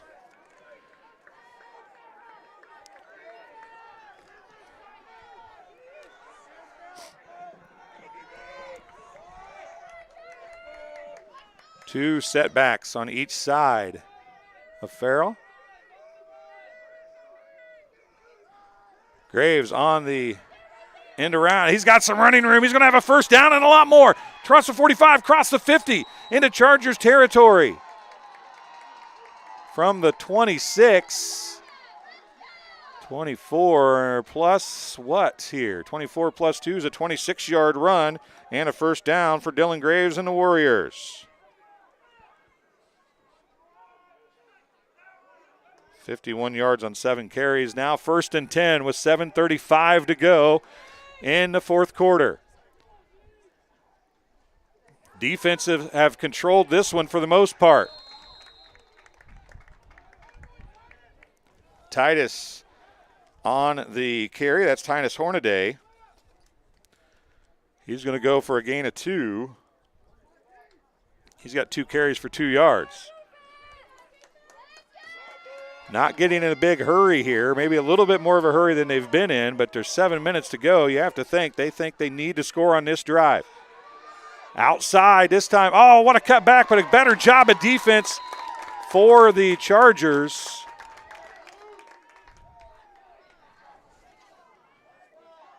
Jackson, Van Fleet, and others on the stop. No gain on the play.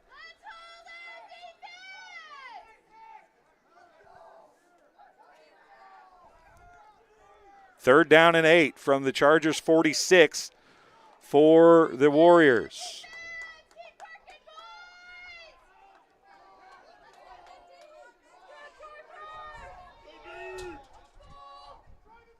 Bobbled snap again. It's on the ground. The Chargers have a chance to pick it up. They do.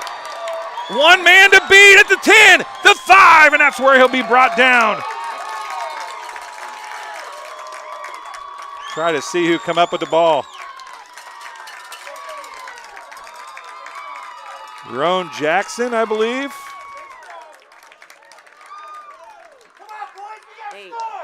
6 or 8.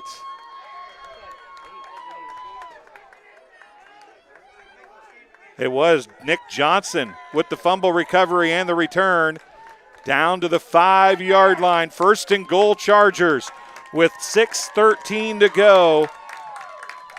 The big defensive plays in the game have come on the Illini West side of the football, and that was a huge one. Not only did they force the turnover on downs, but they got it clear down at the 5-yard line. After a Nick Johnson return of about 40 yards on a fumble recovery. Actually, probably ended up being 35 by the time it was bounced around. First and goal at the 5. Johnson got up a little gimpy with his left arm. We'll hope that he's okay. He's going to get the handoff right here. Breaks a tackle. Nope, he's going to get brought down in the backfield, lose a yard or two. It's going to be first and goal at the 7.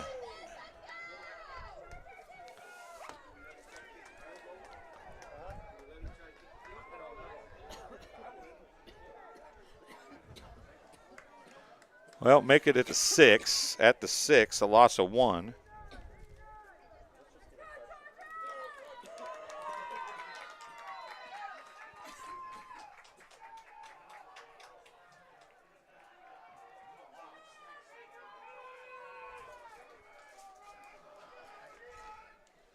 Second and goal at the 6. Handoff. Touchdown, Chargers!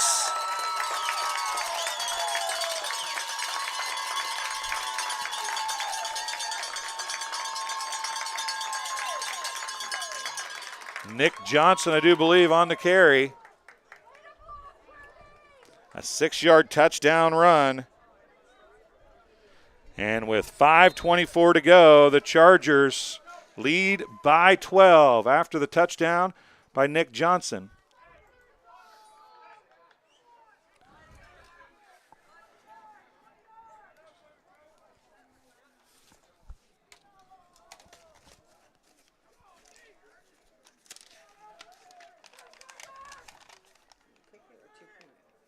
Going for a 2-point conversion. Brought down in the backfield. Kick is no good. They wanted a horse collar tackle. Or the run is no good. Niederman, I believe, on the carry.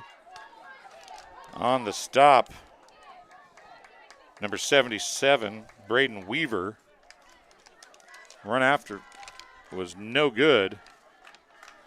So with 5:24 to go in the football game, Johnson scores from 6 yards out.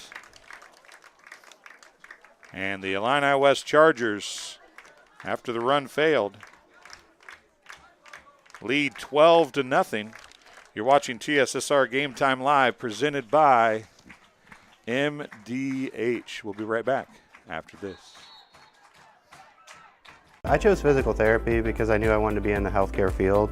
I wanted to be able to help patients in some way related to more in depth. We get to know our patients, and that's really what kind of sets us apart. Welcome back here as we get ready for the kickoff for the Illini West Chargers, now up 12-0 with just over 5 minutes remaining here in the fourth quarter.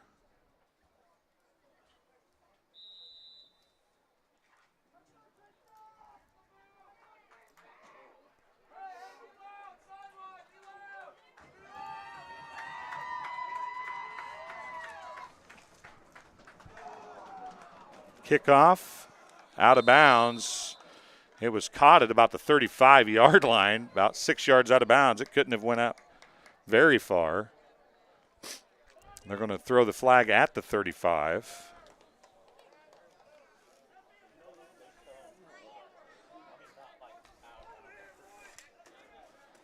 Tuscola has had some success on returns, both kickoffs and punts, so I can understand why they don't want them to punt or have a chance to return.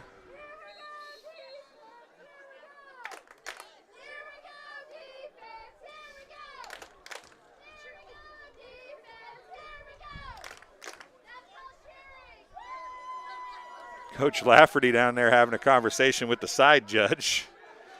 There's not many guys got more experience than Coach Lafferty, and he was holding on to the flag, discussing where the flag should have been. Parker James gets the handoff.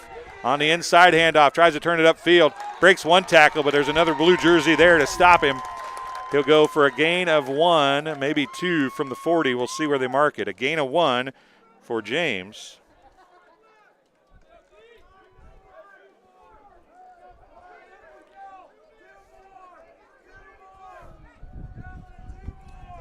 .458 left. In a hurry now are the Tuscola Warriors.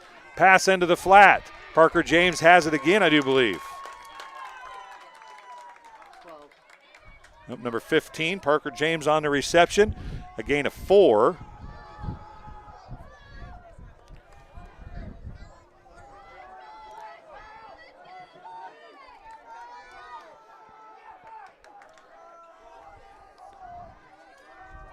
Earl dropping back again. He's got a pass down the middle of the field, overthrew everybody. It'll stop the clock, but it'll bring up 4th down and 5 from the 45-yard line for Tuscola. You have to think they need to make something happen on this one.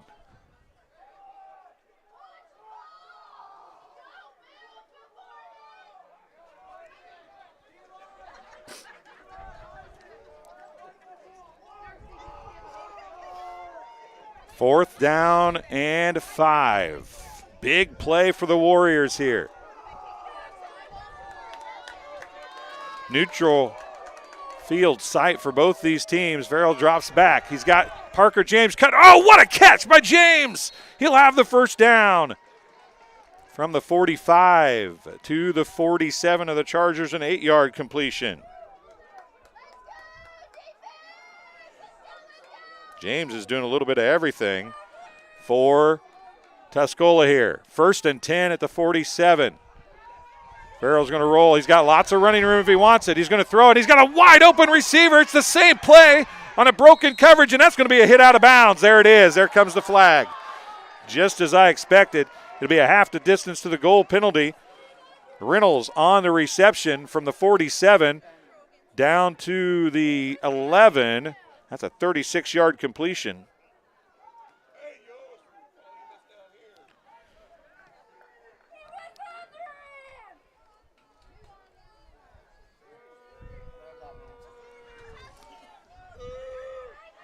Personal foul, late hit out of bounds, half the distance to the goal from the 11. Should take it to about the 7. 6-yard line. We'll call it the 6. 1st and goal at the 6. Huge difference in this game. And almost another interception. That was Johnson that time. Pass is incomplete. Clock stops with 4:19 remaining.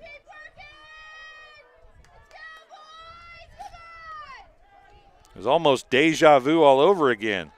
There's a big first down pass earlier to Reynolds resulted in an interception, and the next play it was almost the exact same play and almost the exact same result. 4:19 left. Farrell. Nope, that's going to be Graves. He might get in. He sidesteps the defender, and he's in from 6 yards out. Dylan Graves gets the touchdown run from 6 yards out, and it's a one-score game here at Sacred Heart Griffin High School.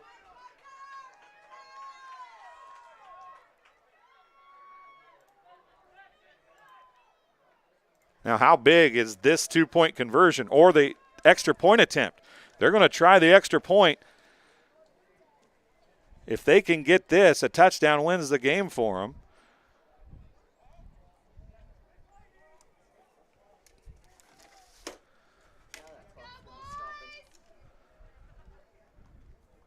Trying to see who the kicker is here. I can't see the number. He'll turn in a second. 44 on to kick for Tuscola. Keller Beachy. Kick is, hold is down, kick is up, kick is good. It's 7-6. Tuscola has the advantage if they can get another touchdown.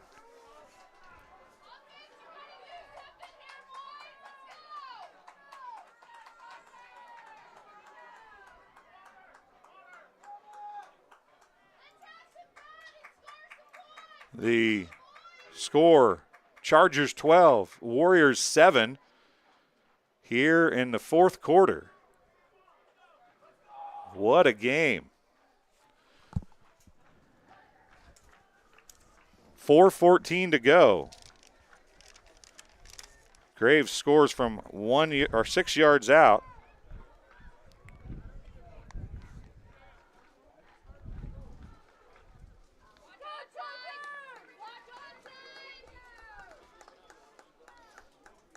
So a pair of 6-yard runs here in the fourth quarter, one for each team.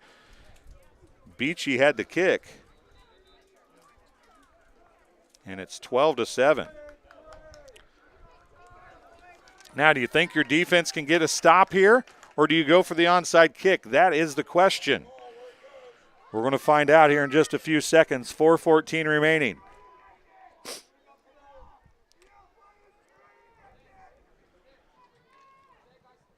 Chargers have one big offensive play for 64 yards. Tuscola has two big plays of 33 and 36 yards. Other than that, the defenses have stood pat.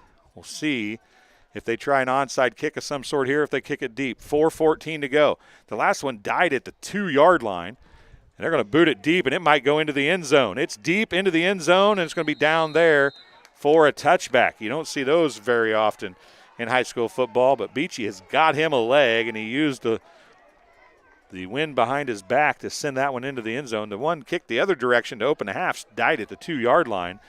He is very consistent, and the best part about that is no time ran off the clock for the Warriors. So with 4:14 to go, it'll be 1st and 10 Chargers at their own 20-yard line after the touchback.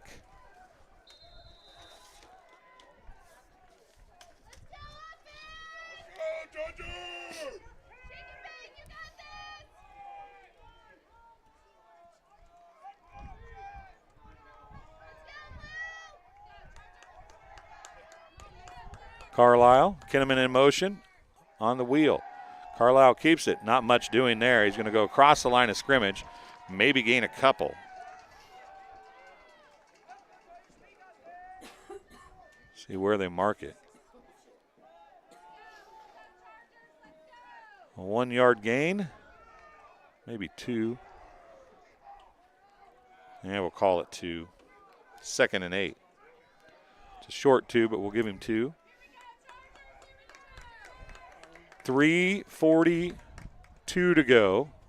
I would imagine the Chargers let as much time as possible run off the clock here. Handoff. Cap in the end again. Great job over there. And the whistle blew, and he got ran down way late. Timeout is going to be called by the Warriors. I believe the tackle made for Tuscola by number 8, Cooper Lyons. The crowd on the near side wanting a penalty. First timeout called by Tuscola. They'll have 2 timeouts remaining with 3:23 left in the fourth quarter. 12-7. If Tuscola can get the ball back, it's a touchdown to win. The Chargers face 3rd and 10 after Johnson loses 2 on that carry. He's at 103 on 15 carries. Don't expect the Chargers to throw here, I wouldn't think, on 3rd down, but you might. If they do, it'll be something high percentage, I would imagine. Maybe the wheel route or a wide receiver screen to the wide side of the field. 3:23 to go.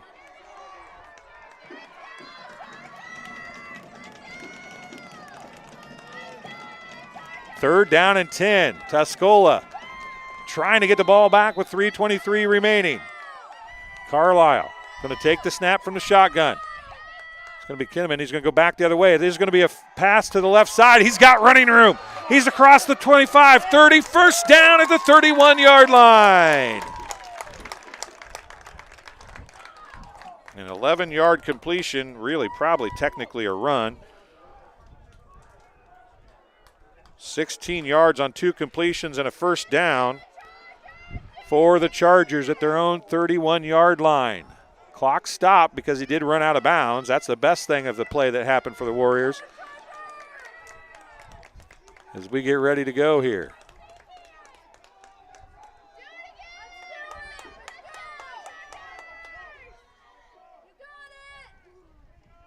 Carlisle, high snap, keeps it. He's got some running room. He might go. He's at the 50, 45, 40. He's brought down at the 40. See where they actually mark it. It's 19 to the 50 and another 11. Makes it 30 yards on the carry.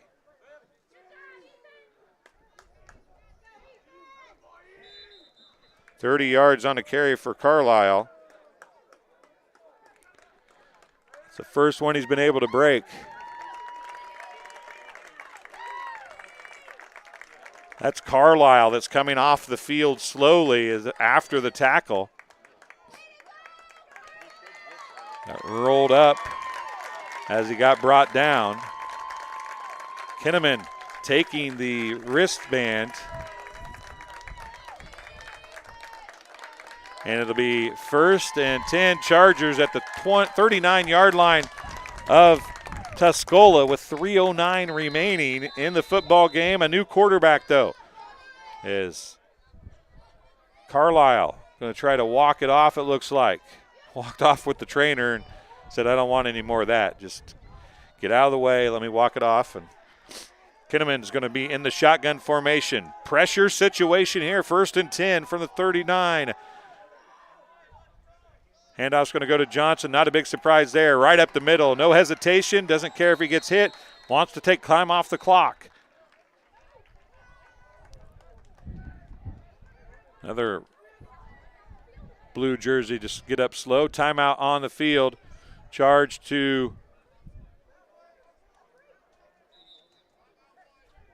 charge to Tuscola. I was going to say they pointed to Illini West first. That's the second timeout charge to Tuscola. 2:41 remaining. 2nd down and 9 after a 1-yard gain by Johnson. He's back up to 104 yards. See if Carlisle comes back in.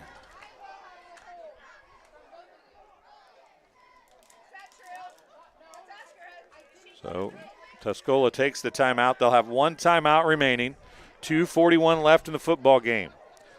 Chargers have it 2nd and 9 at the 38-yard line of the Warriors.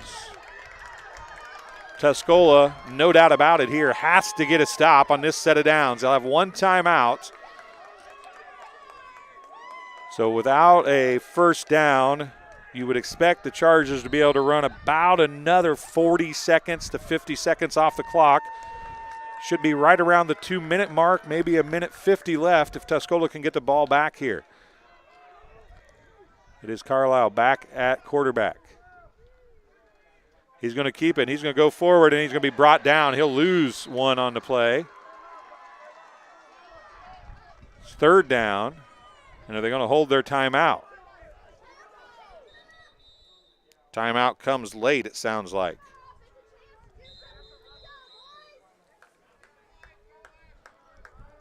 That's the final timeout of the half. You might have barely been able to hear the official say that. 37 yards on 16 carries for Ethan Carlisle. But the defense has done it, and the offense has done enough thus far. 2:27 to go, and a lot of time ran off the clock there for Tuscola before they called that timeout. It must have been about 10 seconds because Carlisle got stopped actually behind the line of scrimmage very quickly. The play happened with 2:41 left, and it took 14 seconds off the clock. They will not be able to stop it after this. A 40-second play clock. That 10 seconds is going to end up costing them dearly. They'll be down, I'm going to guess, to the 140 mark before they get the ball back, give or take a few seconds here. We'll see what Illini West decides to do here. Now, will they run it, or are they're in a passing formation? Only a single setback is Johnson beside Carlisle. He's actually about to the right of Carlisle. 3rd down and 10 from the 39. Carlisle's going to take the snap. 2:27 remaining. He's going to throw behind the line of scrimmage to Kinnaman. Kinnaman using some time, makes a guy miss, and going to lose 2 yards. That's a run. No, that's not Kinnaman. It's Niederman, excuse me. Niederman was in motion. It's a loss of 1.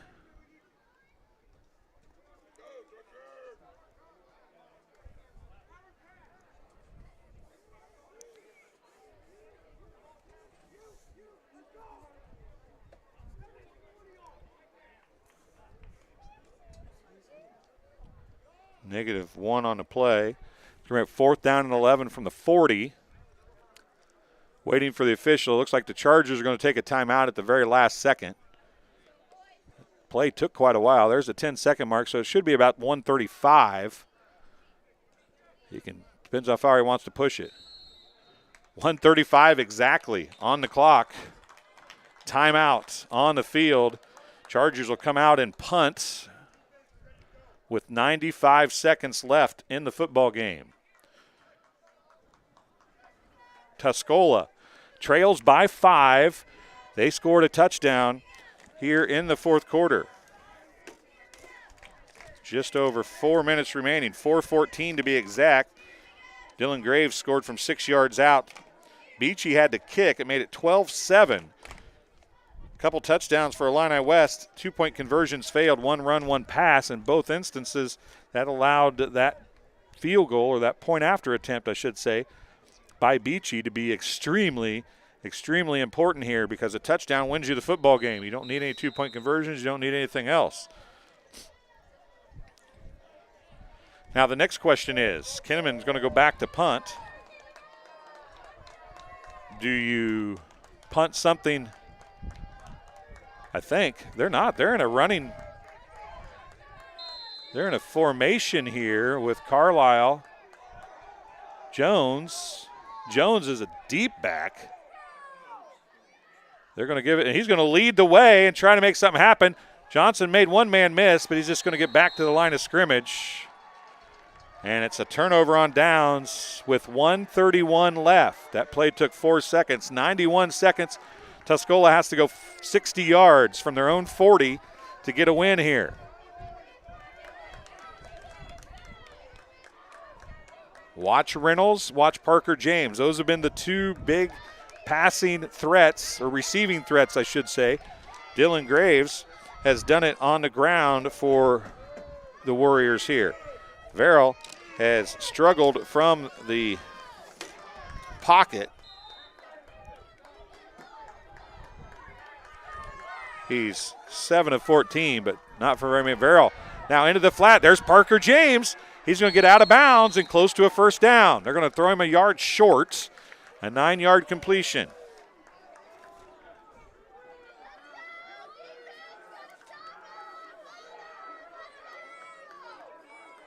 James has 5 catches for 34 yards. Clock stopped with 1:26 to go. Farrell rolls right. Looking to James again, incomplete. 3rd and 1 with 1:22 left. Incomplete pass. He's Got 108 yards passing in the game.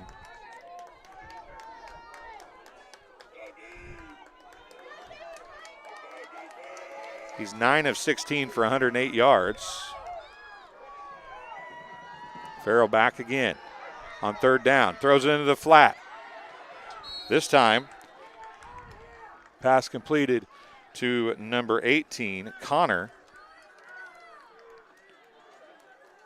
It'll be good for a first down. A gain of 8.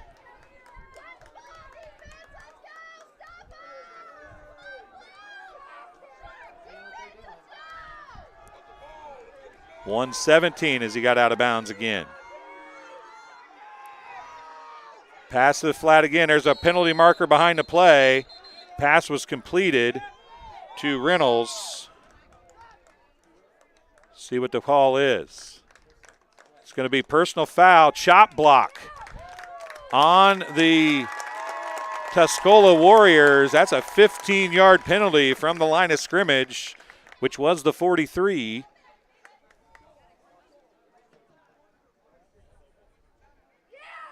Should go back to the 42, I believe.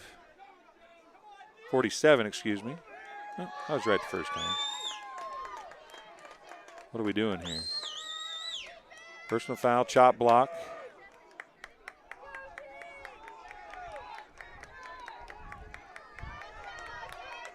The 43-yard line, 42-yard line, just as I thought.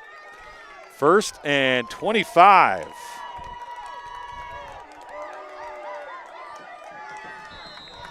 Penalties at inopportune times for the Tuscola Warriors. Here Farrell drops back. He's under pressure this time. Throws it out deep, and it's knocked down. What a play in the backfield. And treble. Cramp, maybe, we'll hope.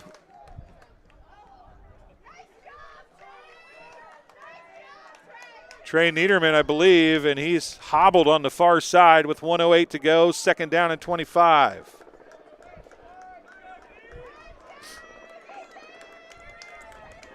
That was a great defensive play, laying out to knock that one away.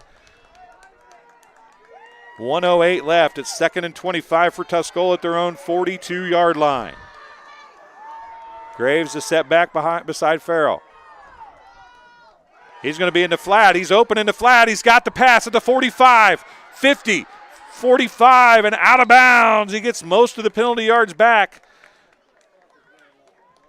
They're going to give him 13 on the completion.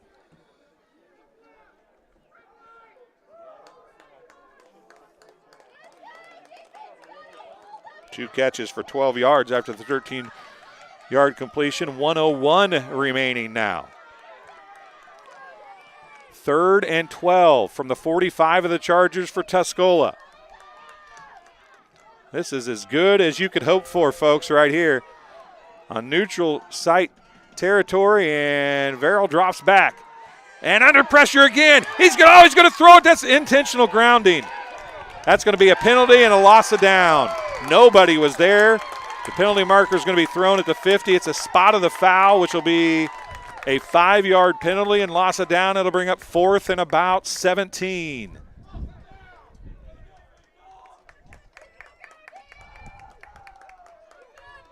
Intentional grounding charge against Tuscola. It'll be at the 50-yard line. Oh, it's 5 yards from the spot of the foul. So they'll go back to the 40 or 45-yard line, a 10-yard penalty and a loss of down.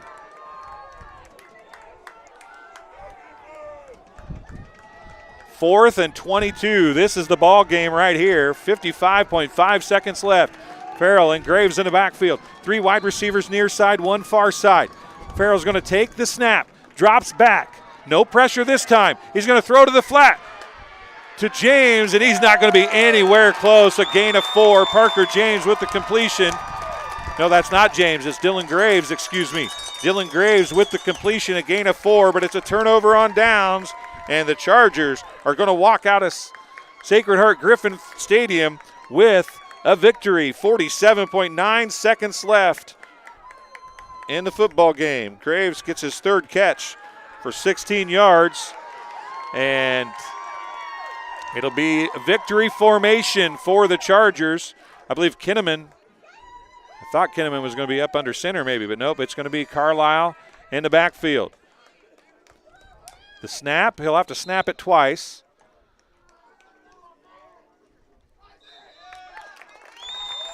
Takes one step forward, and there'll have to be another snap officially if they set the ball before the 40-second mark. They waited. I don't know if they're going to make them snap again or not. They should technically have to. And the Chargers, there's one safety back deep just in case something would happen. This snap can come anytime now. The clock will run out after this snap, and the Chargers are going to escape with a 12-7 victory.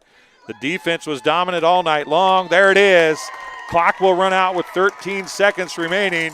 And if this didn't feel like a playoff game to everybody watching it, you should have been here because it absolutely was. Tuscola 5-4. We'll have to wait and see if they make the playoffs. The Chargers punch their ticket. They're 6-3, and they'll be going to the IHSA state playoffs. We'll wait and see where they fall and who they play. But after going 0-3 to start the year, the Illini West Chargers run out the gamut, and they go 6-3 and have a chance to play in the IHSA playoffs. Are you going to interview?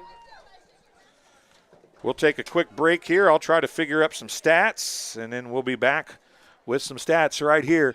Thanks for watching, everybody. We greatly appreciate it. To those who I had to get on in the chat, I apologize. And for those that had to listen to me get on in the chat, I apologize for that as well. We'll be back with some final stats here from Sacred Heart Griffin Stadium. Right after this, you're watching TSSR Game Time Live, presented by MDH. My experience with McDonough District Hospital was amazing. I have a lot of allergies, complicated by nasal problems. And the procedure I had is Vive Air. Dr. Sparks was incredible. The Vive Air procedure is a radiofrequency ablation procedure. She no longer has to do any medications to breathe, so she gets much more restful night's sleep. And a short little office procedure, and have somebody that feels like it's totally changed their life means the world. It's a permanent improvement on the quality of your life.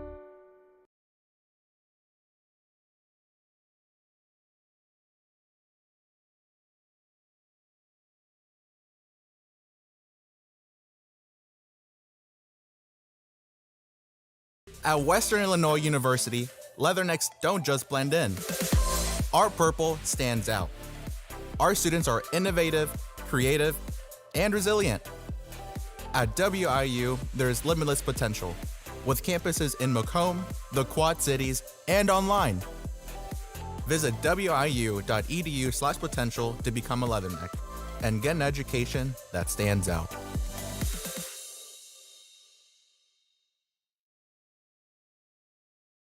I chose the MDH OBGYN group because I've heard wonderful things about Dr. Smith. And upon entering the office, I really got along with everybody and got a warm feeling. The staff is warm and inviting and welcoming. It's a small community, so it's a really nice hospital to have here in the rural area. I continue to choose MDH because of the relationships I have. I really enjoy everybody here. When my parents told me they'd be using Adam's Experts, I felt a bit replaced. I mean, they always called me to remove their viruses or get their printer connected to Wi-Fi. He even set up their new Roku. How do I adopt a new son? But then he taught me a few things. And now, we're like tech brothers. Adam's Experts. Repair, maintenance, and setup for all your home technology needs. MTC Communications is building a high-speed fiber network in our community, and we're putting priority on the areas with the greatest interest. That means we need your input to let us know you want us to build fiber in your area first. Experience the speed and convenience of fiber internet by visiting our special website and registering. Let us know you want fiber internet today and make your voice heard. At Western Illinois University, leathernecks don't just blend in. Our purple stands out. Our students are innovative, creative, and resilient. At WIU, there's limitless potential, with campuses in Macomb, the Quad Cities, and online. Visit wiu.edu/potential to become a Leatherneck and get an education that stands out.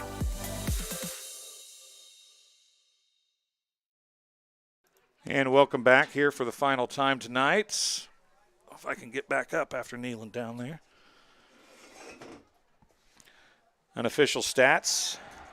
The Chargers, 37 carries for 169 yards. Ethan Carlisle, 16 carries for 57 yards. Nick Johnson, 16 carries for 104 yards. Knotts had 4 carries for 9 yards. Niederman had 1 carry for -1 yard. Ethan Carlisle finished 7 of 8 for 42 yards. No interceptions, no touchdowns. Niederman had a catch for 11. Johnson had a catch for 3 catches for 15. Kinnaman had 2 catches for 16. Just 2 penalties for 25 yards for the Chargers. Unofficially, they had 7 first downs, 4 in the first and 3 in the second. For Tuscola, the big thing is 7 penalties for 65 yards. Unofficially, 29 carries for 123 yards. Graves had 8 carries for 57. Lyons had 3 for 18. Verrill had 14 for 45. Hornaday had 3 for 2 yards, and Parker James had 1 for 1. Evan Verrill had finished 12 of 19 with an interception for 133 yards, no touchdowns. Parker James had 5 catches for 34 yards, a couple great catches, and he had some great kick returns and punt returns as well. Connor had 2 catches for 14 yards. Reynolds had 2 catches for 69 yards. Graves had 3 catches at the end of the game for 16 yards. Scoring plays in the second quarter. Illini West got on the board first with at 7:06 remaining in the first half when Nick Johnson scored from 64 yards out. The pass failed. It was 6-0. In the fourth quarter, Illini West scored again with 5:24 remaining. Johnson scored from 6 yards out on the run. The run failed, and it was 12-0.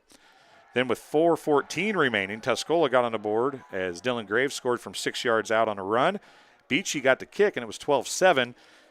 They got the ball back, but it was penalties that killed them down the stretch.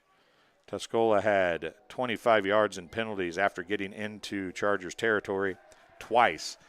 They got into Chargers territory, got a chop block penalty, got back into Chargers territory, got a 10-yard penalty, and it was unfortunately more than they could overcome down the stretch. The Chargers improved to 6-3. The Warriors fall to 5-4. Both teams are eligible. The Chargers will make the playoffs for sure. Tuscola likely will, but they'll have to wait and see how things shake out the rest of the weekend. A couple big plays. Blanton had 2 huge plays. Blanton had an interception, and he also had a 4th down tackle in the backfield for loss that was a turnover on downs. Big fumble recovery and return for Nick Johnson as well. He got up a little gimpy but stayed in the game. Carlisle banged up a little bit on a huge first down run, absolutely humongous first down run. In the fourth quarter, Kinnaman came in for 1 play. Carlisle came back after a timeout by Tuscola, and they couldn't get a score, but they ran out enough time and then held the defense. Really, for both teams, folks, defense, the name of the game. Just the big plays on defense came from the Chargers. The interception, the fumble return, and the tackles for loss on turnovers of downs. And if I'm going to give somebody a defensive player of the game, it's going to have to be Brady Blanton. Hey, looky there. Charlie Gilpin's in the house, folks. He made the long trip to Springfield, Illinois. Sure did. Glad we came over. It's a close game. It was. You going fishing tomorrow? Nope, I went today. You went today instead. Okay, well, that's good. I'll be off in about 10 seconds if you're not in a hurry. We'll be back tomorrow night. We got all kinds of football. I'll be doing West Hancock at Bureau Valley tomorrow night. We've got Milledgeville on our IHSA football. We have West Central and Ridgewood. We have West Prairie and Peoria Heights again tomorrow night, this time from Scioto. Saturday, we'll be taking a trip over to Kincaid, South Fork, not too far from here, as they play St. Anne in a game in I8FA, which is a huge implications for them two teams in the playoffs. They're both in. Where they'll finish is what matters. And then I think Kyle Kampmeyer could probably elaborate more on that. You'll be able to watch their show, the NUIC football playoff show. I know that Joe Murdian from Illinois 8-Man Football Fans on Facebook is going to be on there. We'll also have Kyle and all those guys, Patrick McPherson and the whole crew, on Sunday, as well as we do our special I8FA football show live from Hometown Bar and Grill in Cambridge, Illinois. Once again, thanks for watching. Thanks for everybody for being patient and being willing to listen and stick with us here in this contest. I know I did a little bit of preaching, and I apologize for that. I'll try to be better in the future. So for Jenny, who did a great job on the camera, I'm Dwayne Hewitt. Thanks for watching. The final score, 12-7. Chargers get the win over the Warriors here at Sacred Heart Griffin Stadium in Springfield, Illinois. Make sure to like and subscribe. We'll see you again very soon.